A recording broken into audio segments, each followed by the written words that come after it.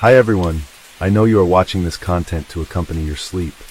So before we start, I want to know where you are watching from and what time you are watching. Also, don't forget to like, comment, and subscribe. Let's jump straight into the story. Case 1. In the summer of 2014, in the sun-drenched streets of Los Angeles, California, the city was buzzing with its usual energy. The ever-present hum of traffic, the street performers, and the constant clash of dreams and realities echoed throughout the city.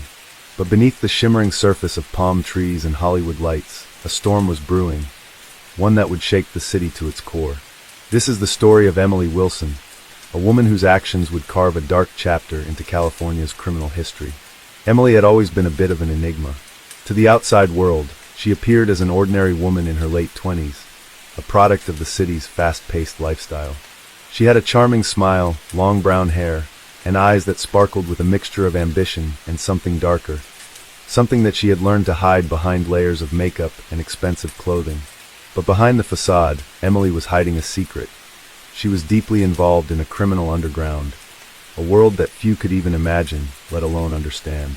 Her story wasn't one of desperation or poverty. Emily was far from being a victim of circumstance. She was driven by a sense of entitlement and an insatiable hunger for power. Raised in a middle-class family in a quiet suburb outside of LA, she had always been told she could achieve anything. However, unlike most people who chase dreams through hard work or perseverance, Emily sought shortcuts, ways to climb the ladder without looking back. And that's where she found herself, entangled in the darkest parts of the city.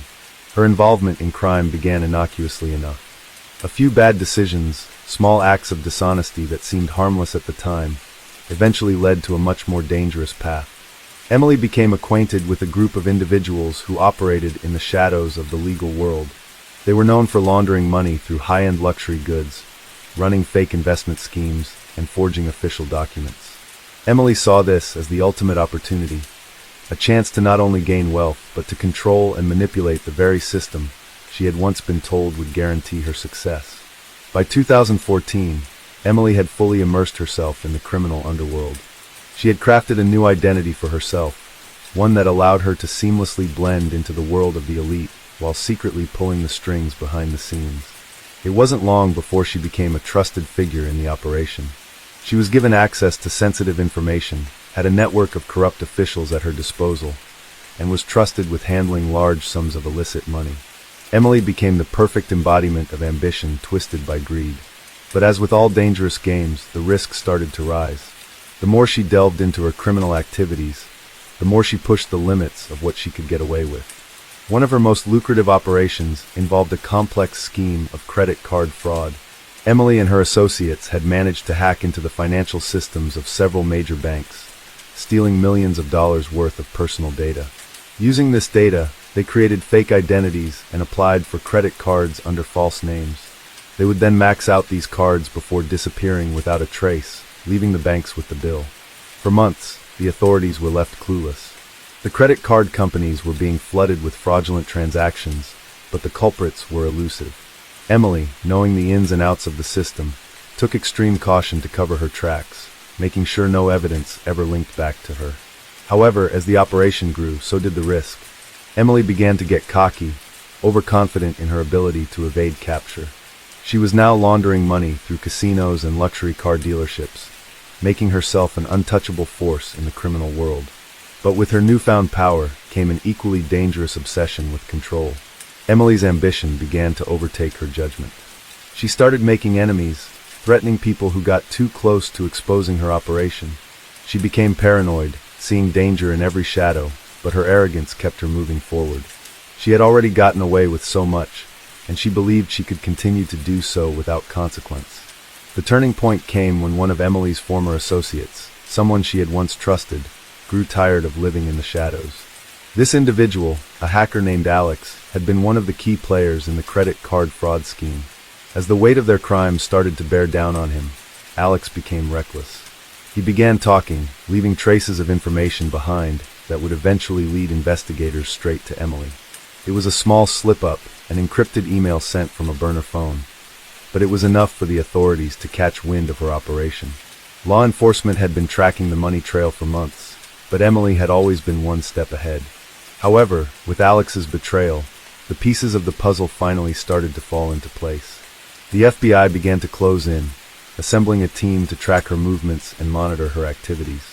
It wasn't long before they were able to trace her back to the luxurious apartment she had been living in, a place she thought was impenetrable to the law.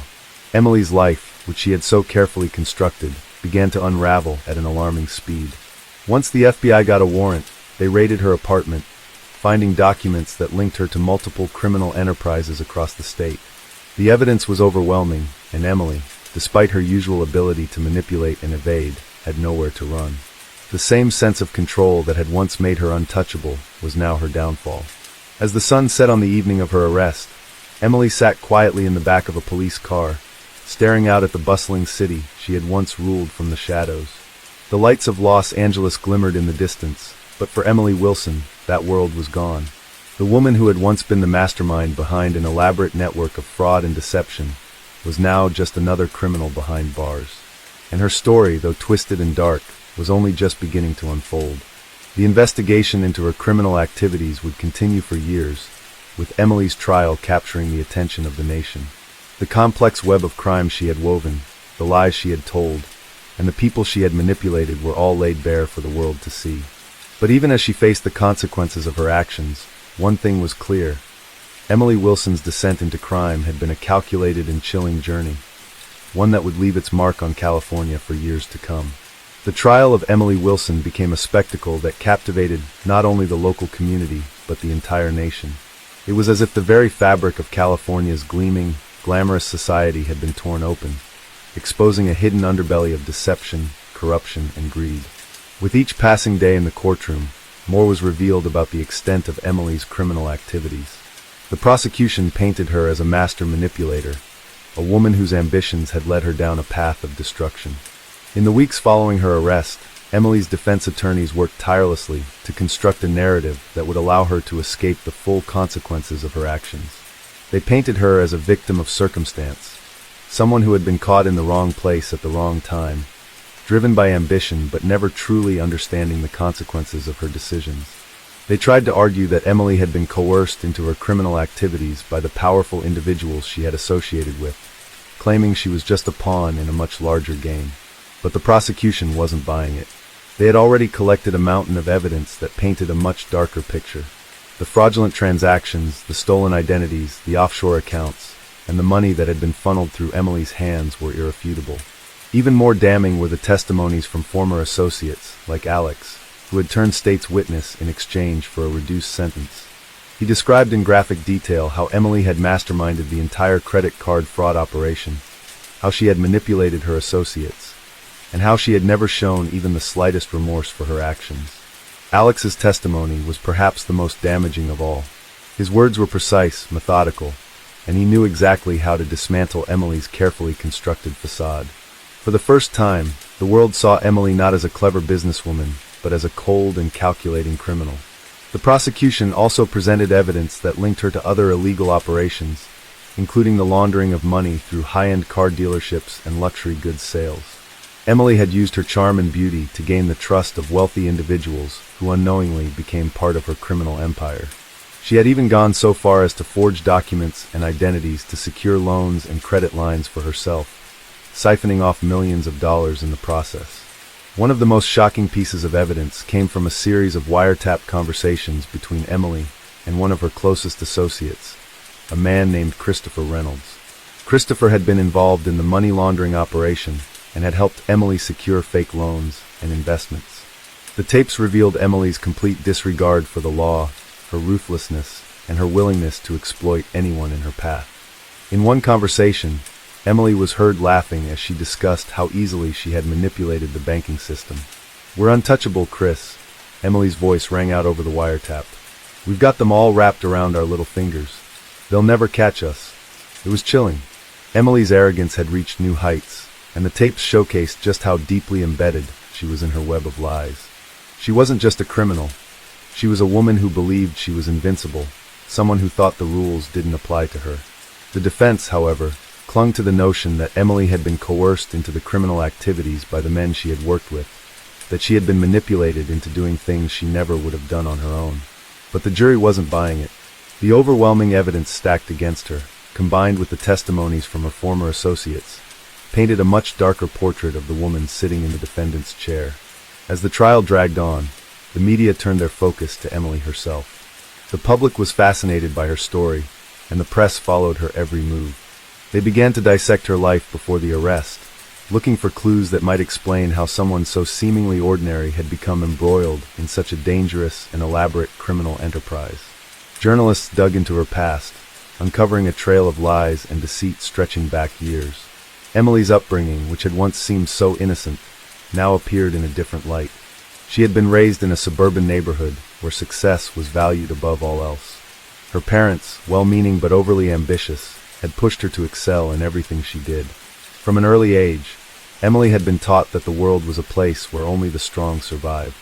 And as she got older, she began to see that the rules didn't necessarily apply to those with the right connections.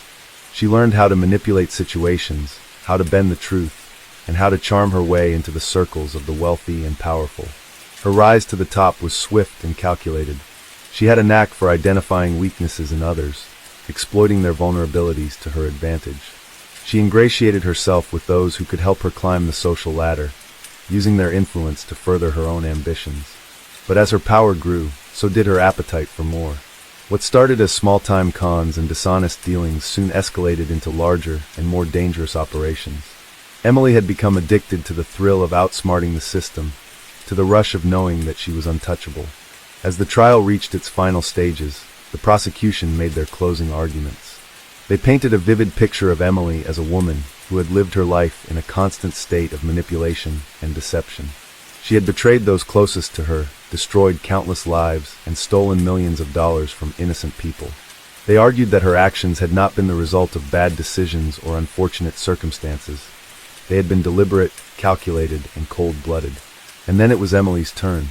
The once confident, charismatic woman who had strutted into the courtroom at the start of the trial now sat with her head bowed. Her defense team tried their best to rally, but the cracks in their case were evident. Emily spoke in a soft, almost inaudible voice as she took the stand, apologizing for the pain she had caused and pleading for leniency. She claimed that she had been caught up in a whirlwind of greed and ambition, but she was no longer the person she had been.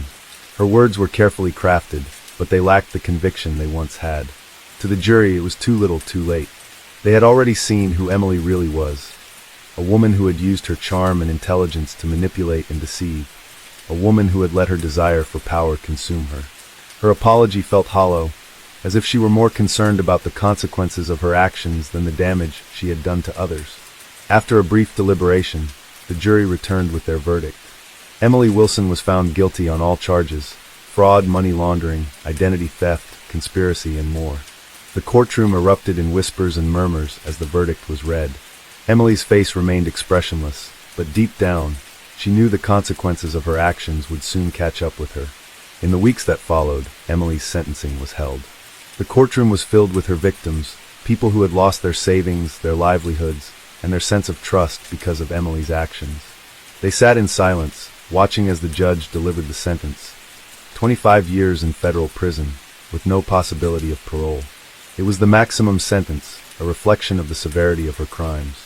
Emily was led out of the courtroom in handcuffs, her head held high, but the once confident woman who had evaded capture for so long was now just another criminal. Her name would forever be associated with one of the largest and most elaborate fraud schemes in California's history. As she was escorted to prison, Emily reflected on her journey. The choices she had made, the people she had hurt, and the power she had once craved. She had been consumed by her own ambition, and in the end, it had destroyed her. The woman who had once ruled the shadows now had no choice but to face the consequences of her actions. The case of Emily Wilson became a cautionary tale, a reminder that no one is invincible, and no matter how clever or charismatic one might be, the truth has a way of catching up with you.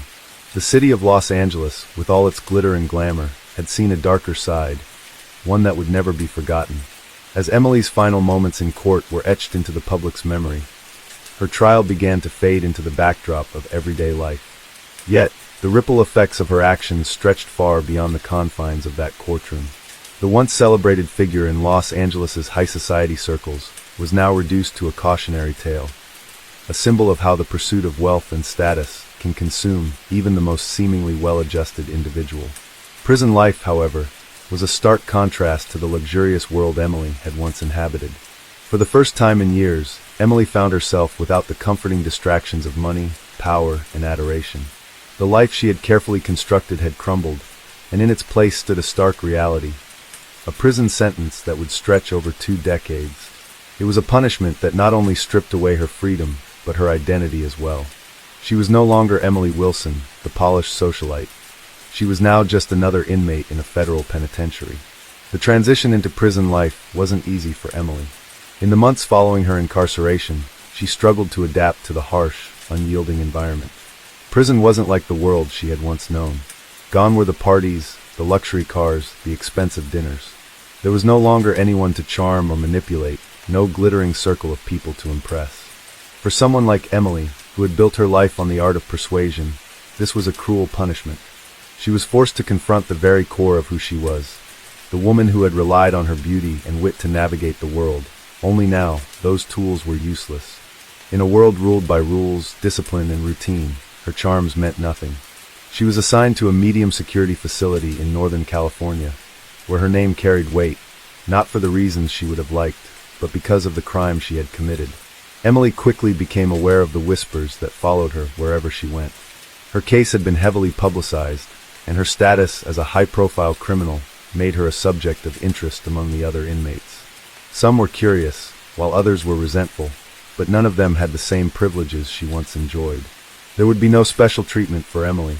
She had entered the system as just another number, and in the harsh reality of prison life, that was exactly how she would be treated. In the beginning, Emily tried to maintain a semblance of control. She would dress carefully in the standard-issued prison uniform, ensuring that her appearance was as neat and tidy as possible, hoping that it would help her retain some of her former dignity. She often found herself thinking back to her days in the city, the people she had known, and the luxurious life she had once taken for granted. She thought of the world she had lost, the glamorous parties, the adoring fans, and the high-powered business meetings. It felt like a distant dream now, something that had never truly been hers to begin with. In prison, those dreams were meaningless. But Emily wasn't one to give up easily. Even in the grim reality of her new life, she couldn't help but draw on the same resilience that had helped her claw her way to the top in the first place. She started to make connections with other inmates, carefully selecting those who could offer her protection, influence, or the resources she needed to survive in the harsh environment. She quickly learned that survival in prison wasn't just about physical strength. It was about alliances, loyalty, and the ability to read people. Emily had always been a master of understanding human behavior, and in prison, those skills became essential. Her ability to charm and manipulate still existed, but now, instead of gaining favors from wealthy businessmen, she was seeking protection from the hardened criminals around her. She used her intelligence to stay one step ahead, but there was no denying the fact that she had lost everything. Her days were spent doing the monotonous work that was assigned to her, cleaning, cooking, and serving in the prison's cafeteria, but she couldn't shake the feeling that she was slowly becoming a different person. The woman who had once run in the circles of Los Angeles' elite was now forced to scrape by, just like everyone else. Over time, Emily's sense of identity began to shift. She couldn't rely on her appearance, her charm, or her wealth anymore. In prison, people were judged for their actions, not their status. She had been stripped of her luxury, and now she was being forced to confront the consequences of her greed. The more she reflected on her past, the more she began to understand the true depth of her actions. She had hurt people, not just financially, but emotionally. She had destroyed lives, ruined relationships, and left a trail of devastation in her wake. Emily realized that her criminal activities had been driven not by necessity, but by an insatiable desire for power and wealth. And then came the guilt. For the first time in her life, Emily truly felt remorse for what she had done. The prison walls may have separated her from the outside world, but they couldn't keep her from the weight of her own conscience. She spent hours each day reflecting on her actions, replaying the moments when she had chosen to deceive, betray, and manipulate. She had justified her behavior for so long, telling herself that she was simply playing the game better than anyone else. But now, in the isolation of her cell, the truth became undeniable. Emily knew that her actions had not only impacted her own life, but had ruined the lives of others. She began writing letters of apology to her victims, though she knew that no amount of words could undo the damage she had caused. But she wrote anyway, hoping that somehow, in some small way, it might offer a sliver of redemption. These letters were not part of her defense, nor were they meant to influence her sentence. They were simply her way of confronting the people she had wronged, acknowledging the hurt she had caused, and perhaps beginning the long process of healing. In the years that followed, Emily's reputation within the prison began to shift. While she was never able to fully regain the trust of the other inmates, she slowly earned a degree of respect. Her intelligence, which had once been used for deception, began to be recognized as a valuable asset. She became involved in educational programs, using her business acumen to teach other inmates skills that might help them reintegrate into society after their release. She also worked with a rehabilitation counselor, trying to unpack the psychological motives behind her actions and the twisted mindset that had driven her to commit such heinous crimes. But no matter how much Emily changed, she could never escape the past. Her name would always be associated with the grand fraud scheme that had rocked California. The media continued to follow her story, even from behind bars. There was something irresistible about the tale of the once glamorous woman who had fallen from grace. Her story had become a symbol of ambition gone too far, of a woman whose hunger for power had ultimately led to her own downfall. In the end, Emily Wilson's story was a tragic one, a cautionary tale of how greed and manipulation can ruin not only your life, but the lives of those around you. It was a story of a woman who had everything, yet in her pursuit of more, lost everything. The echoes of her actions reverberated through California and beyond, leaving a lasting legacy that would serve as a reminder to others that no one is untouchable, no matter how carefully they build their empire. And so, Emily Wilson's journey, one that had begun with the glitz and glamour of Hollywood and ended in the cold, unforgiving walls of prison, served as a haunting reminder that no matter how high one might rise, the fall is always just a step away. Case 2. In 2012, in the small, quiet town of Wichita, Kansas, there was a case that would forever alter the lives of many. The name Michael Carter would come to be associated with one of the most chilling and complex criminal cases to ever unfold in the state. He was not a man of extraordinary intelligence or remarkable abilities, but his actions were driven by a deep-rooted desire for something more. More money, more power, and more control over the life he felt he had been denied.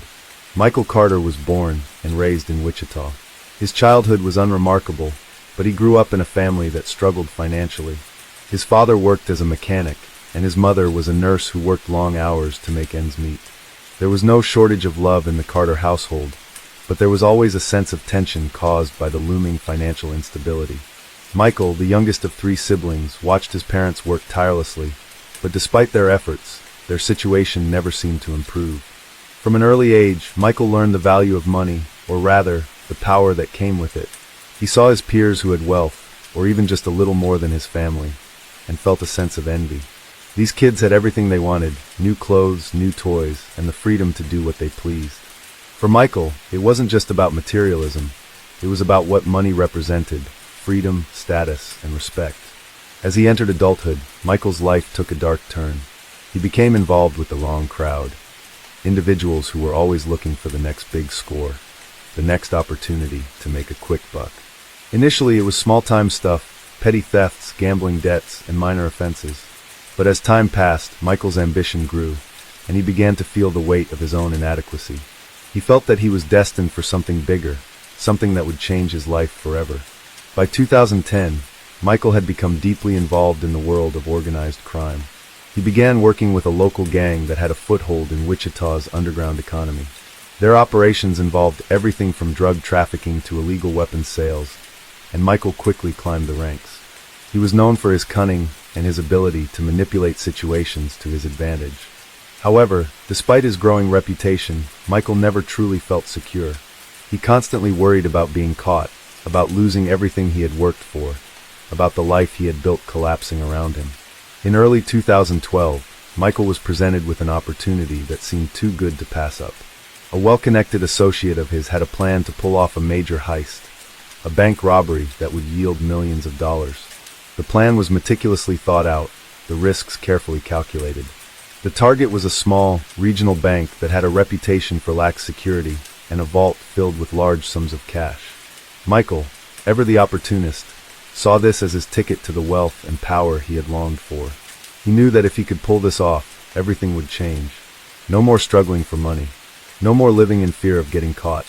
This was his moment. The heist was set for a rainy Thursday afternoon in March. The gang had everything prepared: disguises, weapons, and even inside information. They knew the bank's layout, the location of the vault, and the times when the bank was least crowded. Michael's role was clear. He would be the one to supervise the heist, ensuring everything went according to plan. He had a natural talent for organizing and leading, and this job was no different. As the day of the robbery arrived, Michael could feel the weight of the decision pressing down on him. He had always dreamed of a life of luxury, but he never considered the cost of achieving that dream. The reality of the heist, with all its risks and dangers, was beginning to dawn on him. But there was no turning back now. The plan was set in motion. On the day of the robbery, Michael and his crew entered the bank disguised as ordinary customers. They had planned it so well that they blended in seamlessly with the regular crowd. No one suspected that anything was out of the ordinary. The gang's leader, a man named Tom, was the first to make his move. He and two others rushed to the vault, while Michael positioned himself by the front entrance, ensuring that no one would be able to escape. The whole operation was going smoothly at first, but as the minutes ticked by, things began to unravel. One of the crew members made a mistake. They had not accounted for the bank's silent alarm system, which had been triggered just moments after the robbery began. Police officers were already en route, and within minutes, the calm atmosphere of the heist turned into chaos. Michael and his crew had underestimated the speed with which the authorities could respond. They were not as prepared as they had thought. As the police began to close in, Michael realized that the dream he had so carefully crafted was slipping through his fingers. He had planned for everything, but he hadn't planned for this. In a split second, panic took hold of him. He heard the sounds of sirens growing louder, and the reality of being caught, of losing everything, set in. His crew, once confident and resolute, was now frantically trying to escape. But the plan had fallen apart, and there was no easy way out. Michael made a split-second decision. He fled the scene, leaving behind his crew and the stolen money. It was a cowardly move, but at the time, it seemed like his only option. He disappeared into the shadows, slipping away into the city streets. The police arrived moments later, finding the robbers still inside the bank. They arrested Tom and the others, but Michael was nowhere to be found. The manhunt for Michael Carter began immediately. The police knew they were dealing with a dangerous individual, someone who was willing to go to extreme lengths to achieve his goals. They also knew that Michael was not going to give up easily. He had been careful, calculating, and elusive. But despite his efforts to stay hidden, his past eventually caught up with him. It wasn't long before Michael's name appeared on the FBI's most wanted list. He had gone into hiding, moving between different cities, changing his appearance, and staying off the grid. But as the weeks turned into months, the pressure began to mount. The police were closing in on him, and his fear of getting caught grew with each passing day. He had once been in control of his destiny, but now he was a fugitive, running from the very system he had once believed he could manipulate.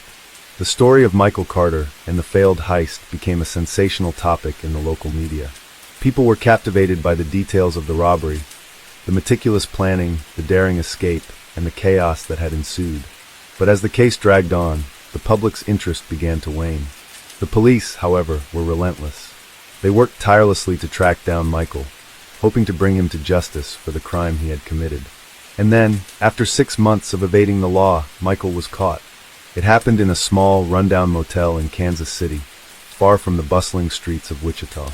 He had been living under an alias, working as a handyman to make ends meet. But his past caught up with him when a tip from a local informant led the police to his door. The arrest was swift, and Michael was finally brought to justice. The trial that followed was a spectacle. The courtroom was packed with reporters, the public eager to hear about the man who had nearly gotten away with the perfect crime. Michael's defense team argued that he had acted out of desperation, but the prosecution painted a picture of a man driven by greed and ambition. In the end, Michael was convicted on multiple charges, including armed robbery, conspiracy, and fleeing from law enforcement. He was sentenced to 25 years in federal prison. Michael Carter's story became one of caution, a tale of ambition gone wrong, of a man who believed he could outsmart the system, only to fall victim to it in the end. His name was no longer associated with the dreams of wealth and power he had once sought. Instead, it was tied to a crime that would forever be remembered in the annals of Wichita's criminal history. Michael Carter had never imagined his life would end this way.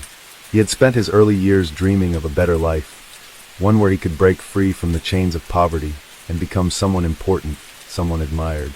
But as the years went by, he found himself trapped in a cycle of bad choices, each one pulling him further into a world of crime and deceit. By the time he pulled off the botched heist, Michael had already made peace with the fact that he was not destined for greatness through conventional means.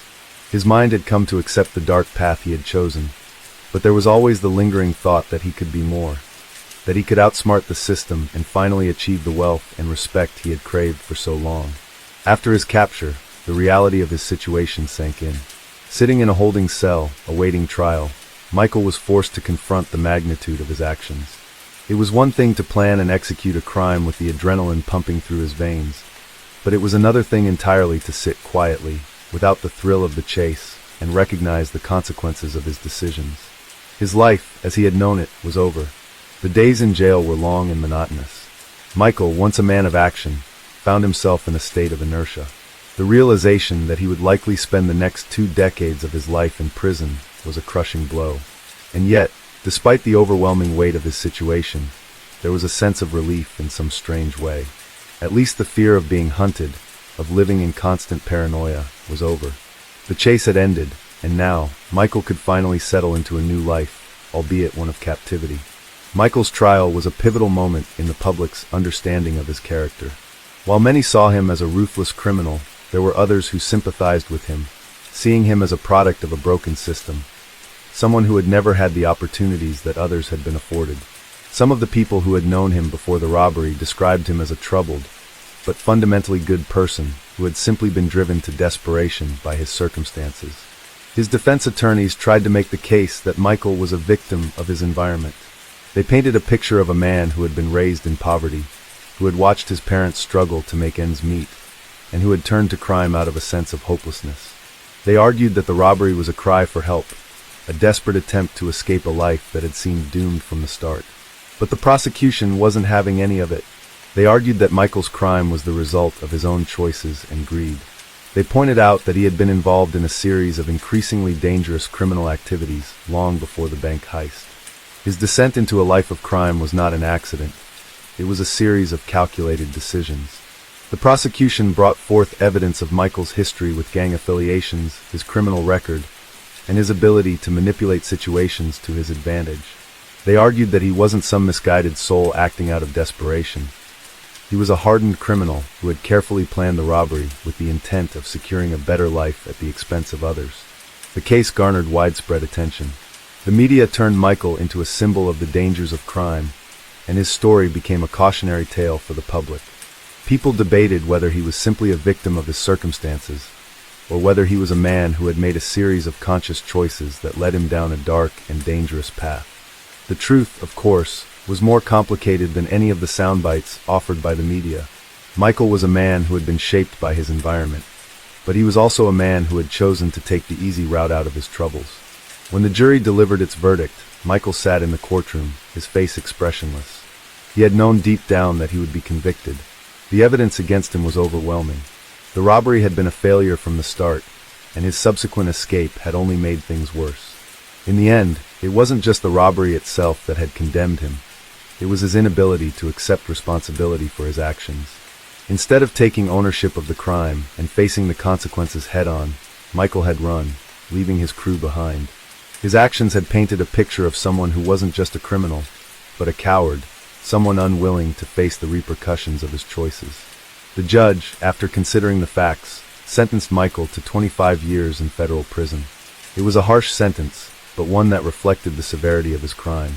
Michael's life, once full of promise and potential, was now reduced to a number, a 25-year sentence that would define the rest of his existence. As he was led away in handcuffs, Michael didn't feel the rush of victory that he had once dreamed of. He didn't feel like a man who had gotten away with something. Instead, he felt a crushing sense of defeat.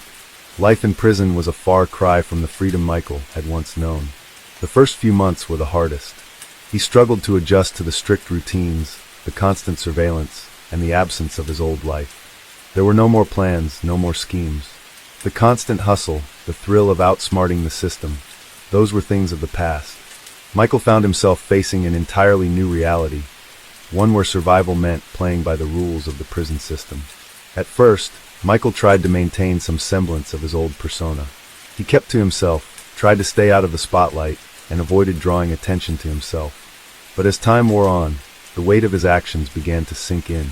He had spent so much of his life focused on the future, on what he could achieve, that he had neglected to understand the consequences of his choices. Now, in prison, with nothing but time to reflect, Michael began to think about the life he had lived.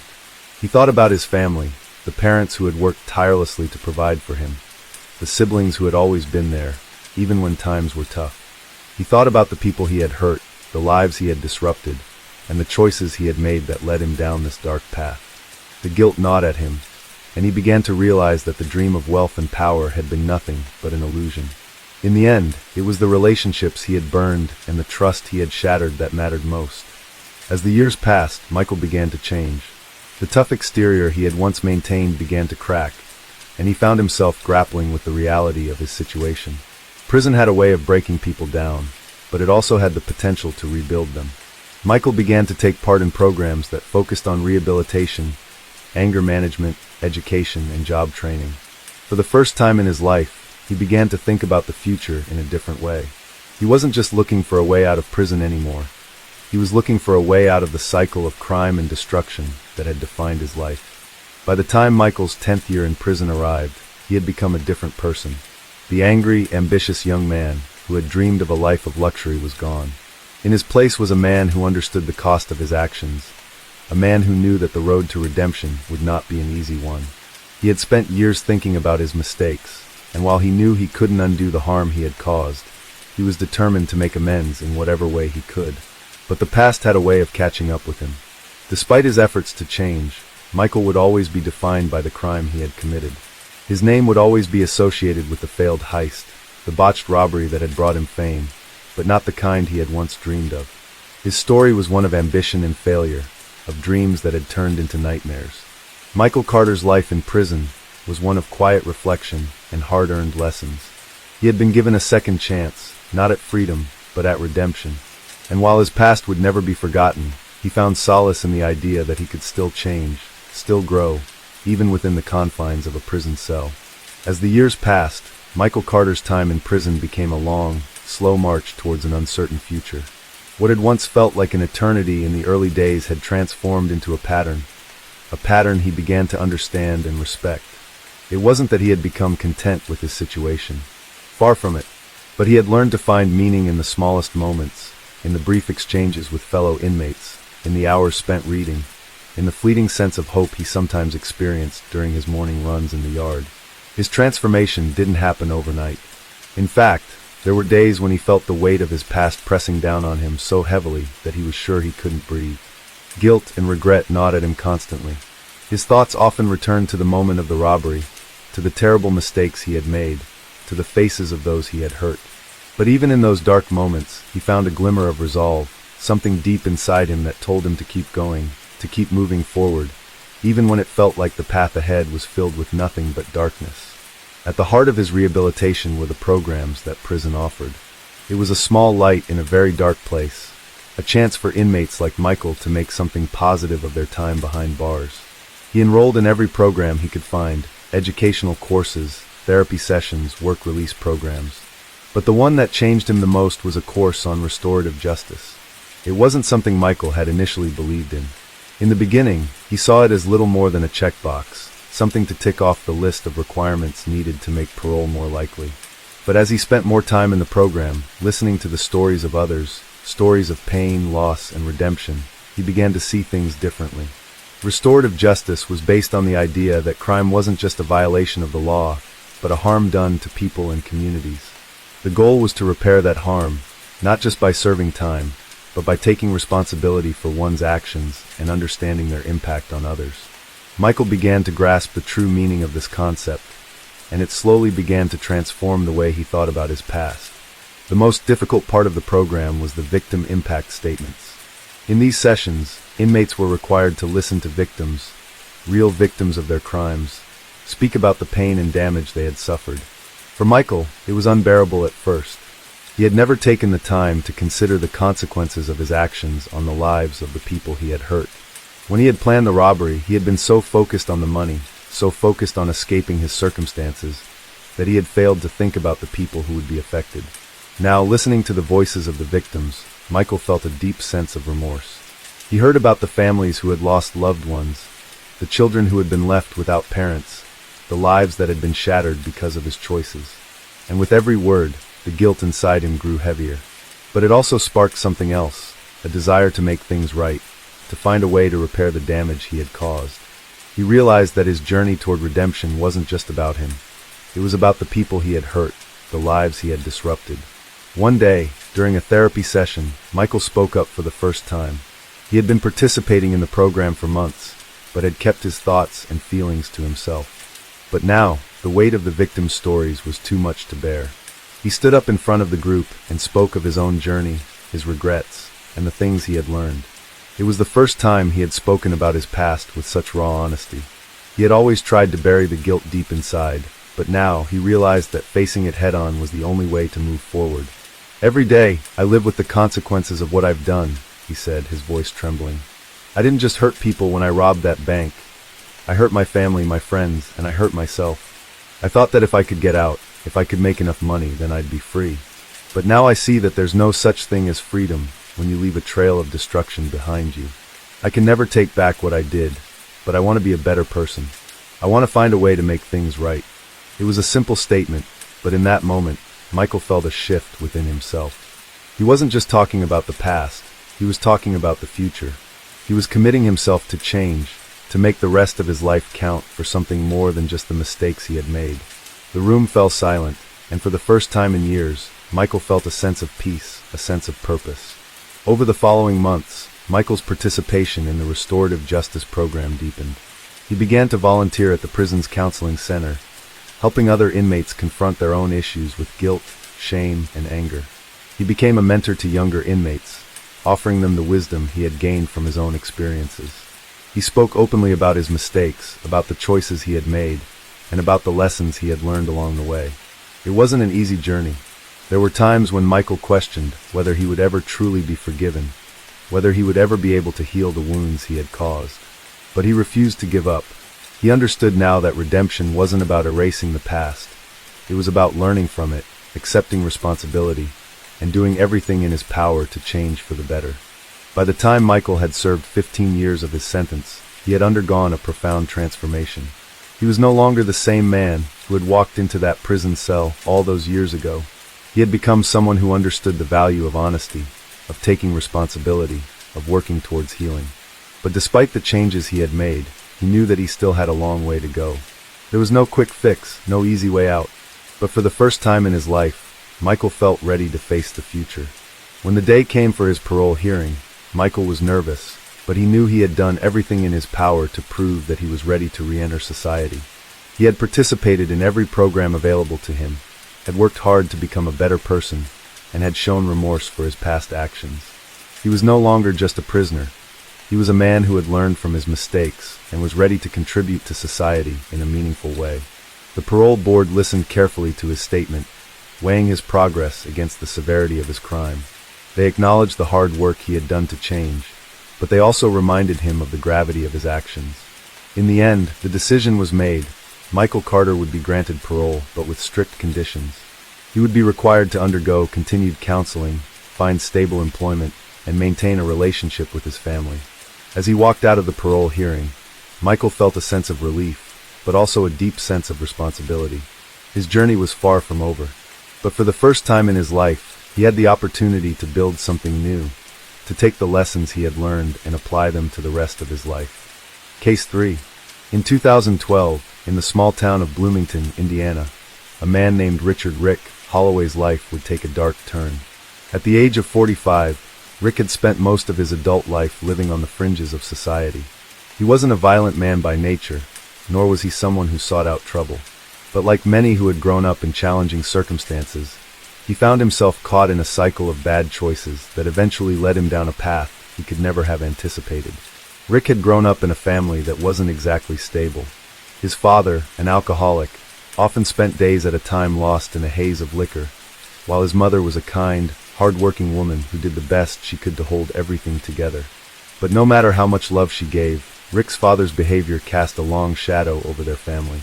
Rick learned early on that life didn't always make sense, that people were unpredictable, and that sometimes you had to fend for yourself. By the time Rick was in his 20s, he had already dropped out of high school.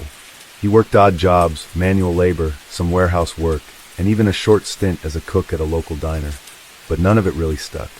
His relationship with his father had deteriorated to the point where they barely spoke, and his mother had passed away unexpectedly from a heart attack when Rick was 24. Her death left him unmoored, and he spent the next several years drifting aimlessly. He never quite found a place to belong, never had a career to speak of, and struggled with addiction. Alcohol had been a part of his life since he was a teenager, but it was in his 30s that he had truly begun to spiral. In the years leading up to 2012, Rick had managed to hold down a small job as a janitor at a local motel. The pay wasn't great, but it was enough to cover his basic needs. He rented a small, run-down apartment in a part of town where most people didn't ask too many questions. It was quiet, lonely, and far from the hustle and bustle of Bloomington's downtown area. He spent his free time at bars, sinking deeper into his alcoholism, using the liquor to drown out the ache of his past and his uncertain future. Rick's social circle was minimal. He had a few acquaintances from the bars he frequented, but no real friends to speak of. He wasn't the type to open up about his feelings or his past. Most people just saw him as a quiet man who kept to himself. But on the inside, he was struggling. He had no direction in life, no purpose beyond getting through another day. The one thing that kept him going was the hope, albeit faint, that things might someday get better.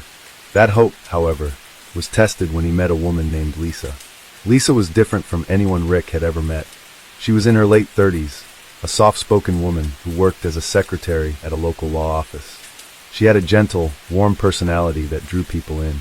Lisa was also dealing with her own set of personal struggles, but she had a resilience that Rick admired. They had met at a bar one evening, and after a few awkward exchanges, they struck up a conversation. Over the next few weeks, they ran into each other several times. Lisa would stop by the bar Rick often visited, and they would talk for hours. For the first time in years, Rick felt like he had someone he could talk to. Lisa didn't judge him for his past or his drinking. She was patient, kind, and offered him a sense of comfort that he hadn't experienced in a long time. She had been divorced for several years and was living alone, but unlike Rick, she still held on to the belief that things could get better. Rick found himself becoming attached to her in a way that he hadn't been with anyone else in years. Their relationship, though brief, was filled with ups and downs. There were moments of genuine connection, but Lisa had her own demons to fight, and Rick was still deeply entrenched in his addiction. There were days when they would spend hours together, talking and laughing, and days when Rick would go on benders, completely cutting himself off from her. Lisa would often try to reach out, but Rick would retreat into his own world, ashamed of himself, angry at himself for not being able to pull his life together. In the summer of 2012, things took a dark turn. Rick had fallen deeper into his addiction, and his emotional state was fragile. His relationship with Lisa had become strained. He was jealous of her independence, of the way she seemed to have a life outside of him. He started feeling like she was slipping away, and with that came an overwhelming sense of panic. The idea that he might lose the one good thing in his life, the one person who seemed to care about him, gnawed at him constantly. He didn't know how to express his feelings, so he kept them bottled up inside, where they festered and grew. It was one evening in late August when the tension between them finally reached a breaking point. Rick had been drinking heavily throughout the day, and when he met Lisa at a local diner for dinner, he was already in an unstable emotional state. They sat in silence for a long time, Lisa trying to make small talk, but Rick's mind was elsewhere. His emotions were raw, his thoughts swirling with confusion, anger, and fear. The argument began when Lisa mentioned that she had been thinking of moving to Indianapolis for a fresh start. She had been offered a job there, and though she was hesitant, she was considering taking it. The moment she mentioned this, something inside Rick snapped. He felt as though his world was collapsing. He couldn't bear the thought of losing her, of her walking away. In a flash of rage, he lashed out. The details of what happened next are unclear, but it's known that Rick became physically aggressive. The altercation escalated quickly. In his drunken state, Rick lost control of himself. He grabbed Lisa's arm, and when she tried to push him away, he pushed her to the ground. It was a moment of blind rage, a culmination of all the pain and frustration that had built up inside him over the years. He didn't mean to hurt her, but in that moment, his emotions took over. The violence wasn't planned. It wasn't premeditated, but the impact of what he did would forever change both of their lives. Rick immediately realized what he had done. He backed away, horrified by his actions, but it was too late. Lisa was visibly shaken, and the damage had been done. She got up, her face pale, and without saying another word, she walked out of the diner. Rick sat there for a long time, his mind a whirlwind of guilt, shame, and confusion. He couldn't undo what had happened. He knew that he had crossed a line that could never be uncrossed. The next few days were a blur. Rick tried to reach out to Lisa, but she didn't respond to his calls or texts. He spent the next few weeks in a state of turmoil, his emotions torn between regret and a desperate hope that things might somehow return to normal. But they never did. The police were eventually called after Lisa's family became concerned. Lisa had confided in her sister about what had happened, and soon, Rick found himself facing charges of domestic assault. After the incident at the diner, Rick Holloway found himself at a crossroads in his life. The alcohol that had long been his crutch no longer seemed to provide the same relief it once had. His days were filled with guilt and regret, and the emotional weight of his actions weighed heavily on him. The clarity that came after the outburst, the realization that he had hurt someone who had shown him kindness, left him feeling hollow, as if a part of him had broken beyond repair. Lisa's silence only deepened Rick's sense of isolation. The few attempts he made to reach out to her went unanswered, and he could only imagine the hurt and fear she must have felt. He knew that he had betrayed her trust in the worst possible way. But, as was often the case with Rick, the guilt soon gave way to a cycle of self-destructive behavior. He retreated into himself, numbing his emotions with alcohol and isolating himself from the people around him. Weeks passed, and Rick's world seemed to become smaller with each day. The bar, which had once been a place for him to unwind and forget, now seemed like a prison. The faces of people who once shared drinks with him now seemed distant and unimportant. He spent most of his time in the apartment he had called home for years, pacing in the small space, trying to outrun the thoughts that constantly crept into his mind. One evening, while sitting alone at his kitchen table, Rick received an unexpected knock on his door. He opened it to find a police officer standing there. The officer's presence sent a shiver down his spine, but he had known this moment was coming. The officer asked if he was Richard Holloway, and when Rick nodded, the officer informed him that Lisa had filed a report regarding the incident at the diner. Rick's stomach sank as the officer explained the charges: domestic assault. The words hit Rick like a punch to the gut. He knew deep down that he deserved whatever came next, but the reality of it all made him feel small and powerless. The officer advised him that he had the right to remain silent, and that he could either face the charges in court or work out a plea. Rick felt a surge of confusion and dread, but he didn't argue. He was numb, unable to process the full weight of the consequences. The officer handed him a citation, and Rick was told to appear in court in the coming weeks. The days that followed were filled with a sense of inevitability. Rick spent sleepless nights wondering how he had let everything spiral out of control. How had he allowed himself to become the person he was, a person capable of hurting someone he cared about? He knew he would have to face the consequences of his actions, but the idea of going to court, standing before a judge, and admitting the truth filled him with dread. Rick knew that this was the point of no return. He had to make a choice. He could continue down the same destructive path, letting his addiction and self-loathing guide him, or he could confront his demons, take responsibility, and try to rebuild what little was left of his life.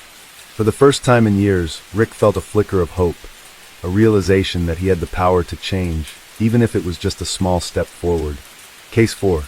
The sun had barely begun to rise over the city of Cebu, casting a warm glow on the streets that were just beginning to stir with life. In the midst of the bustling traffic and the morning sounds of the market, Maria Santos stepped out of her small apartment, a quiet determination etched on her face.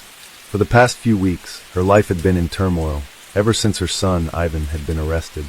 Ivan, a young man in his early 20s, had always been a quiet soul. His mother often remembered him as a child who loved to play with toy cars, dreaming of a future that seemed far from the harsh realities of the world he now found himself trapped in. Raised in a neighborhood that faced poverty and high crime rates, Ivan had struggled to break free from the chains that society seemed to place on him. He worked as a mechanic, scraping by to make ends meet, and his mother often worried about the friends he kept, the ones who seemed to lead lives filled with trouble. One evening, as the sun dipped below the horizon, Ivan made a choice that would alter the course of his life forever. Under the pressure of his circumstances, he had become involved in a robbery gone wrong. The plan had been simple: take what they could and leave before anyone noticed. But things had escalated. The confrontation with the store owner turned violent, and by the time the police arrived, Ivan and his companions were already in handcuffs. Maria had never expected her son to be involved in something like this. She had tried to shield him from the dangers of the world around them, but as with many parents in her community, she found herself helpless in the face of the larger forces at play. Ivan had been arrested, and soon after, he was charged with armed robbery and attempted murder. Maria's heart sank as she tried to come to terms with the situation. The boy she had raised, the boy who used to dream of becoming a doctor or an engineer, was now facing the very real consequences of his choices. But Maria was determined.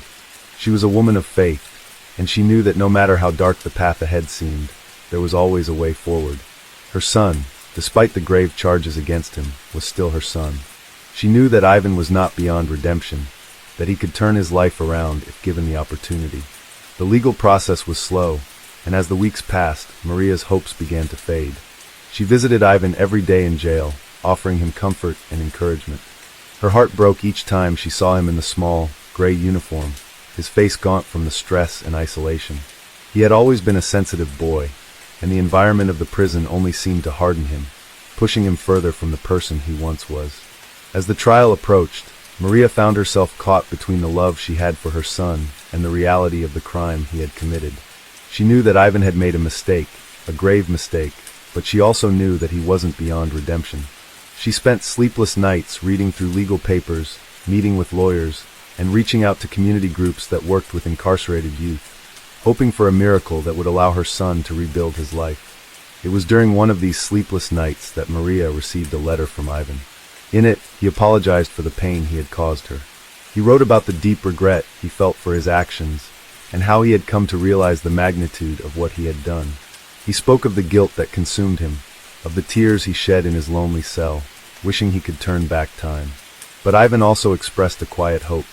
He talked about the lessons he was learning in prison, the importance of taking responsibility for his actions, the value of education, and the possibility of a better future if he was given the chance. Maria held the letter close to her chest, tears streaming down her face. In that moment, she realized that her son was still in there, that the young boy who had once dreamed of a better life was still alive, buried beneath the weight of his choices. It gave her hope. Even in the darkest of times, there was light, and that light was her son's determination to change. As the days turned into weeks, Maria clung to the hope that somehow, Ivan would find a way to rise above the circumstances that had brought him here. The case was gaining attention, not just within their small circle of family and friends, but also in the broader community. Ivan was not the first young person from their neighborhood to be caught up in a crime, but his case felt different. It seemed as though the entire community was holding its breath, waiting for a resolution. The court date was approaching, and every passing day only seemed to deepen the uncertainty that had taken hold of Maria's heart. Ivan's defense attorney, a man named Roberto Mendoza, had assured Maria that they would put up a strong defense. He spoke of the possibility of reduced charges if Ivan showed genuine remorse and willingness to rehabilitate. Maria wasn't sure what to make of all the legal jargon, but she trusted Mendoza. He had a reputation for being fair and compassionate, a trait that was often rare in the cutthroat world of criminal law. Still, she could not shake the fear that her son would be lost forever in the prison system. Just another statistic in a long line of young men from marginalized communities whose futures had been stolen by the very system that was supposed to protect them. Despite the gravity of the situation, Ivan remained steadfast in his desire to make things right. He had begun to take part in rehabilitation programs within the prison, anger management, literacy courses, and vocational training. Maria visited him every Sunday, and with each visit, she could see the changes in him. The light that had dimmed in his eyes during his early days in prison was beginning to return. He spoke about the value of education, the importance of finding a way to make amends, and the desire to someday work with troubled youth, helping them avoid the same mistakes he had made. One day, during a particularly emotional visit, Ivan looked at his mother with a mixture of guilt and hope. "I know I messed up, Mama," he said, his voice barely above a whisper. "But I'm trying. I want to get out of here and make things right. I want to help other kids not end up like me."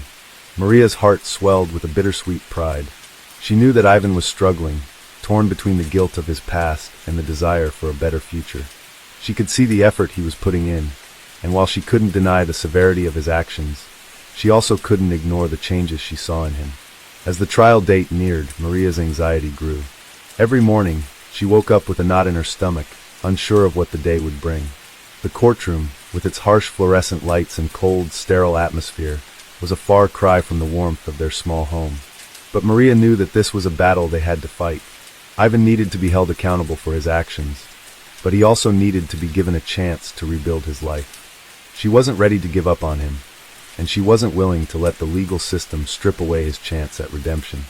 The day of the trial arrived, and Maria sat in the courtroom, her hands tightly clasped together. The judge, a stern woman with a reputation for fairness, called the court to order, and the trial began. The prosecution laid out its case: a violent robbery, a store owner who had been left shaken and injured, and Ivan's involvement in the crime. The evidence was damning. Witnesses testified, and the facts seemed to paint a clear picture of Ivan's guilt. But as the defense took its turn, Roberto Mendoza argued that Ivan had acted out of desperation, a product of his environment. He spoke of Ivan's troubled upbringing, the lack of resources in their community, and the pressures of living in a place where opportunities were scarce. He highlighted Ivan's remorse, his participation in rehabilitation programs, and his genuine desire to make amends. Maria sat in the courtroom, her heart racing as she listened to the back and forth. She didn't know what would happen next, but she knew that this was the moment that would define Ivan's future. As the judge called for a recess, Maria stepped out into the hallway, her thoughts a swirl of emotions. She had prayed for this moment, this chance for Ivan to be seen for who he truly was, not just the crime he had committed. She knew that the road to redemption was long and uncertain, but she also believed that Ivan had the capacity to change. The trial dragged on for several more days, with the defense and prosecution presenting their final arguments. On the final day, the judge made her ruling. Ivan would be convicted of the robbery, but the attempted murder charge would be dropped. The judge, recognizing Ivan's efforts to turn his life around, sentenced him to a reduced prison term with the opportunity for parole after several years, contingent upon his continued participation in rehabilitation programs. The courtroom was silent as the judge's gavel came down, marking the end of the trial. Ivan's eyes met his mother's across the room, and for a moment, time seemed to stand still.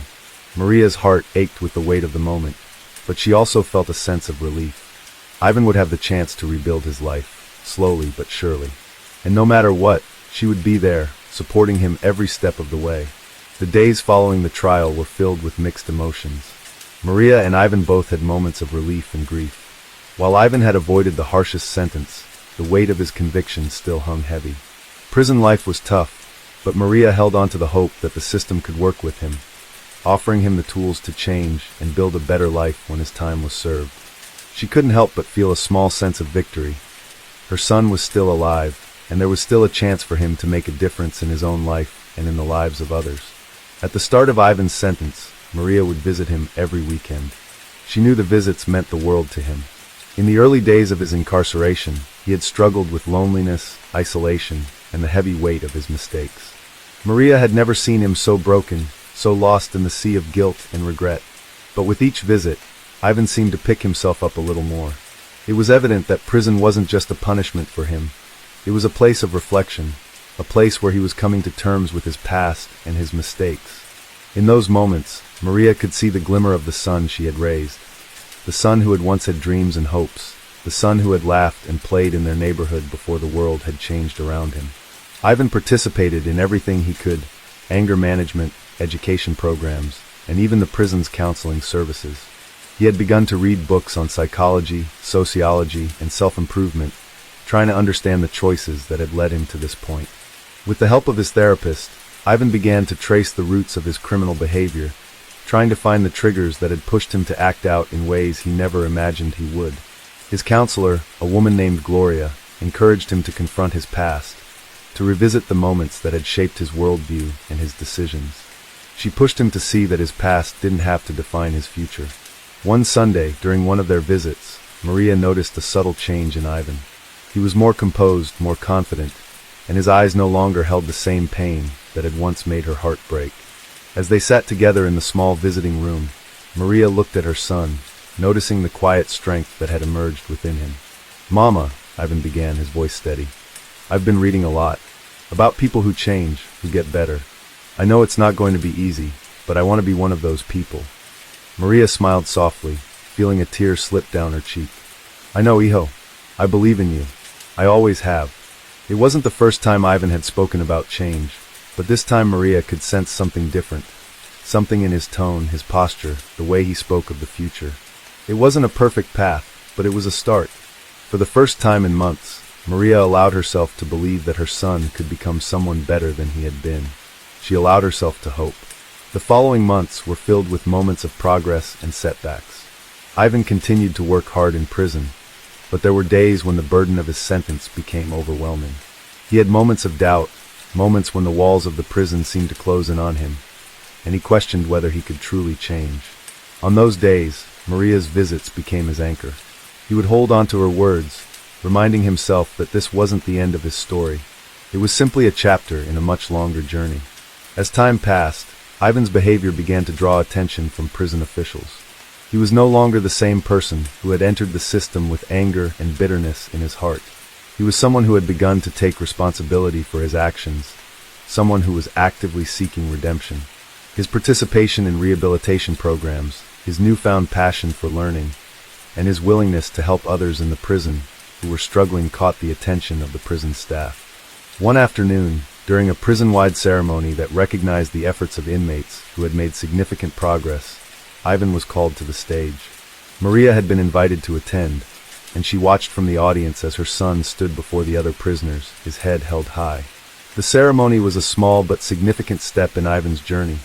He was being recognized for his transformation. Ivan had earned the respect of those around him, and more importantly, he had earned the respect of himself. "Today is the day I realized that who I was is not who I have to be forever," Ivan said, his voice loud and clear. "I am not proud of the mistakes I've made, but I am proud of the man I am becoming. And I promise that when I leave this place, I will not waste the second chance I've been given." The audience was silent as Ivan's words echoed through the hall. Maria, sitting in the front row, couldn't help but feel overwhelmed with emotion. She had seen the darkness that had taken hold of her son's life. She had witnessed the destructive path he had walked.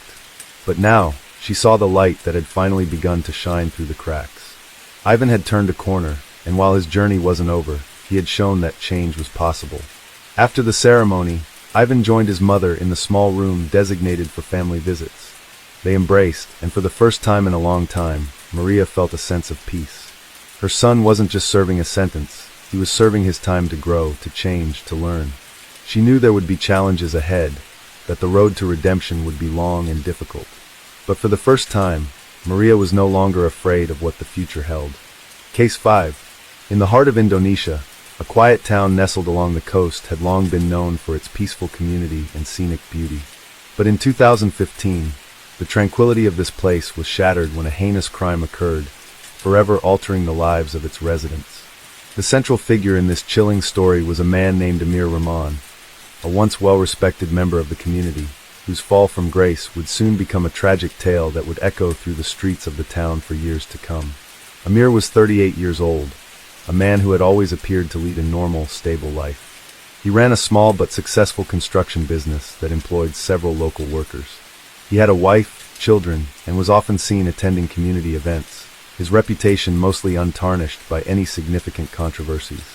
To the outside world, Amir was a family man, a person who valued hard work and the simple pleasures of life. But beneath the surface, a darker side of his character had been slowly brewing, something that would come to light in the most devastating of ways. The incident occurred on a warm evening in June, just days after Amir's wife, Sari, had returned from a visit to her family in a neighboring city. It was around 7 p.m. when Amir's wife and children were settling in for the night.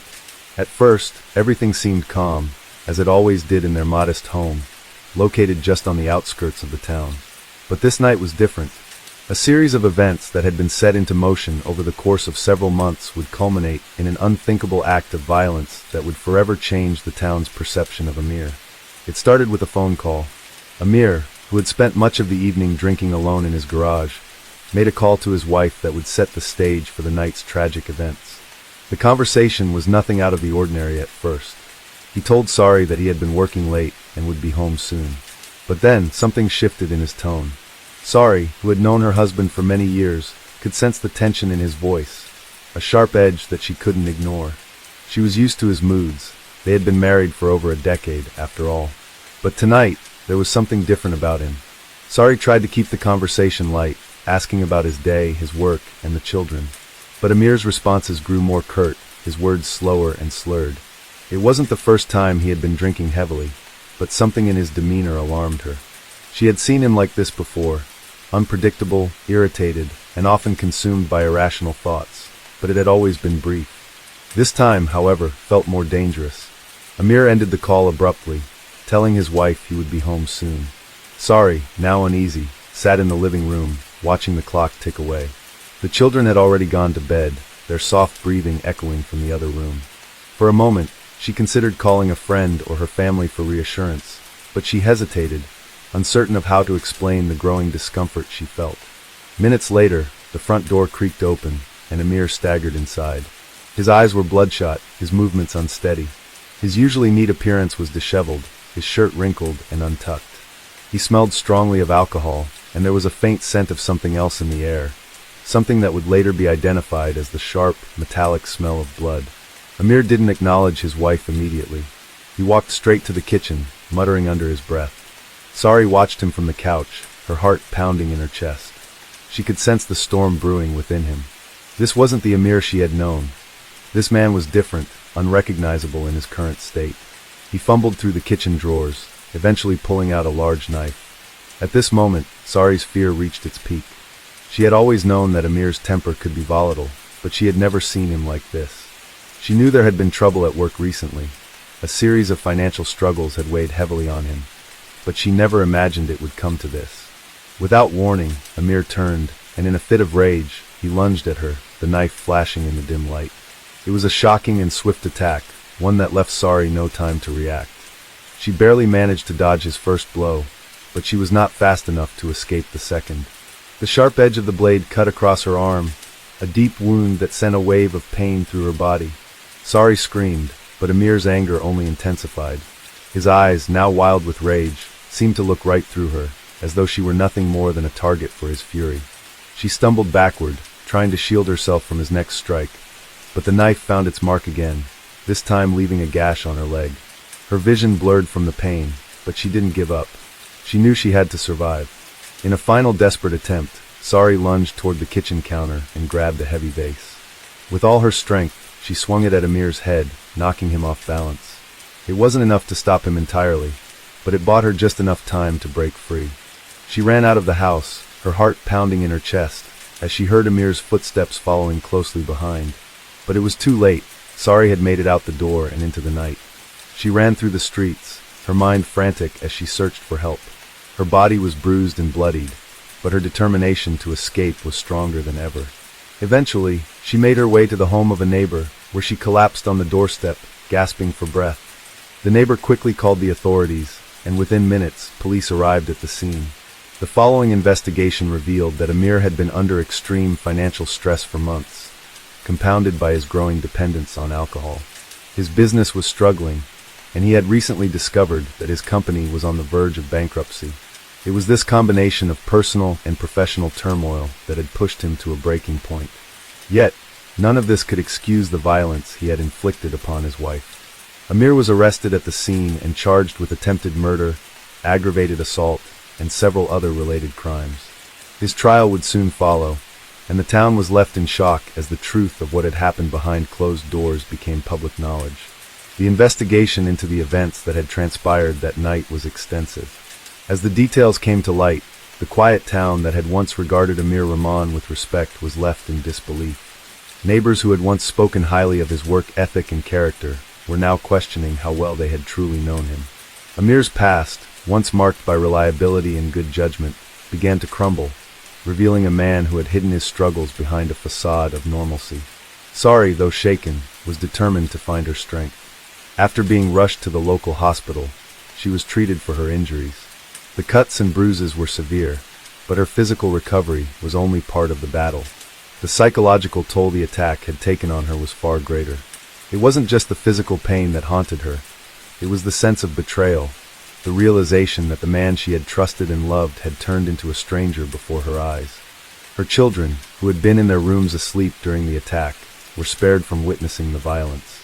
However, the trauma of what had happened to their mother and the subsequent fallout was something they would carry with them for years to come. Sari knew that she needed to shield them from the details, but she also understood that they needed to know the truth when the time was right. Amir, meanwhile, had been taken into custody, his life unraveling in the wake of his actions. During his interrogation, he gave a cold, detached account of the events leading up to the attack. He admitted to being under immense financial strain, but he refused to acknowledge the gravity of his actions. There were no signs of remorse in his voice as he recounted how he had taken the knife and attacked his wife. His indifference shocked the investigators, who were accustomed to dealing with criminals who often showed signs of guilt or regret. But Amir's response was clinical, almost robotic, as though he were recounting a story detached from the real-life consequences. The more the investigation progressed, the more it became clear that Amir had been hiding his struggles for a long time. His addiction to alcohol had worsened in the months leading up to the attack, and he had been drinking heavily on the night of the incident. But the alcohol was only a catalyst. It wasn't the cause of his violent behavior. Beneath the surface, Amir had been battling deep-seated anger and frustration that had built up over the years. His inability to cope with his personal and financial failures had festered into something much darker. As the trial began, Sari was forced to relive the trauma she had endured.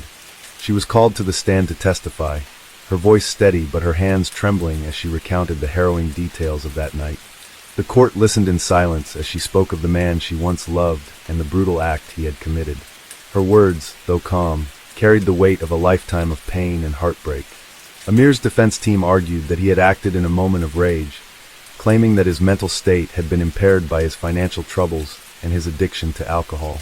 They painted him as a man who had lost control, a victim of circumstance rather than a cold-blooded attacker. But the prosecution was unrelenting. They presented evidence of Amir's pattern of erratic behavior leading up to the attack and his refusal to take responsibility for his actions. The prosecution also highlighted the severity of Sari's injuries, painting a vivid picture of the violence that had been inflicted upon her. The courtroom was filled with tension as the trial progressed. Sari's courage in standing up against the man who had once been her husband was a testament to her strength.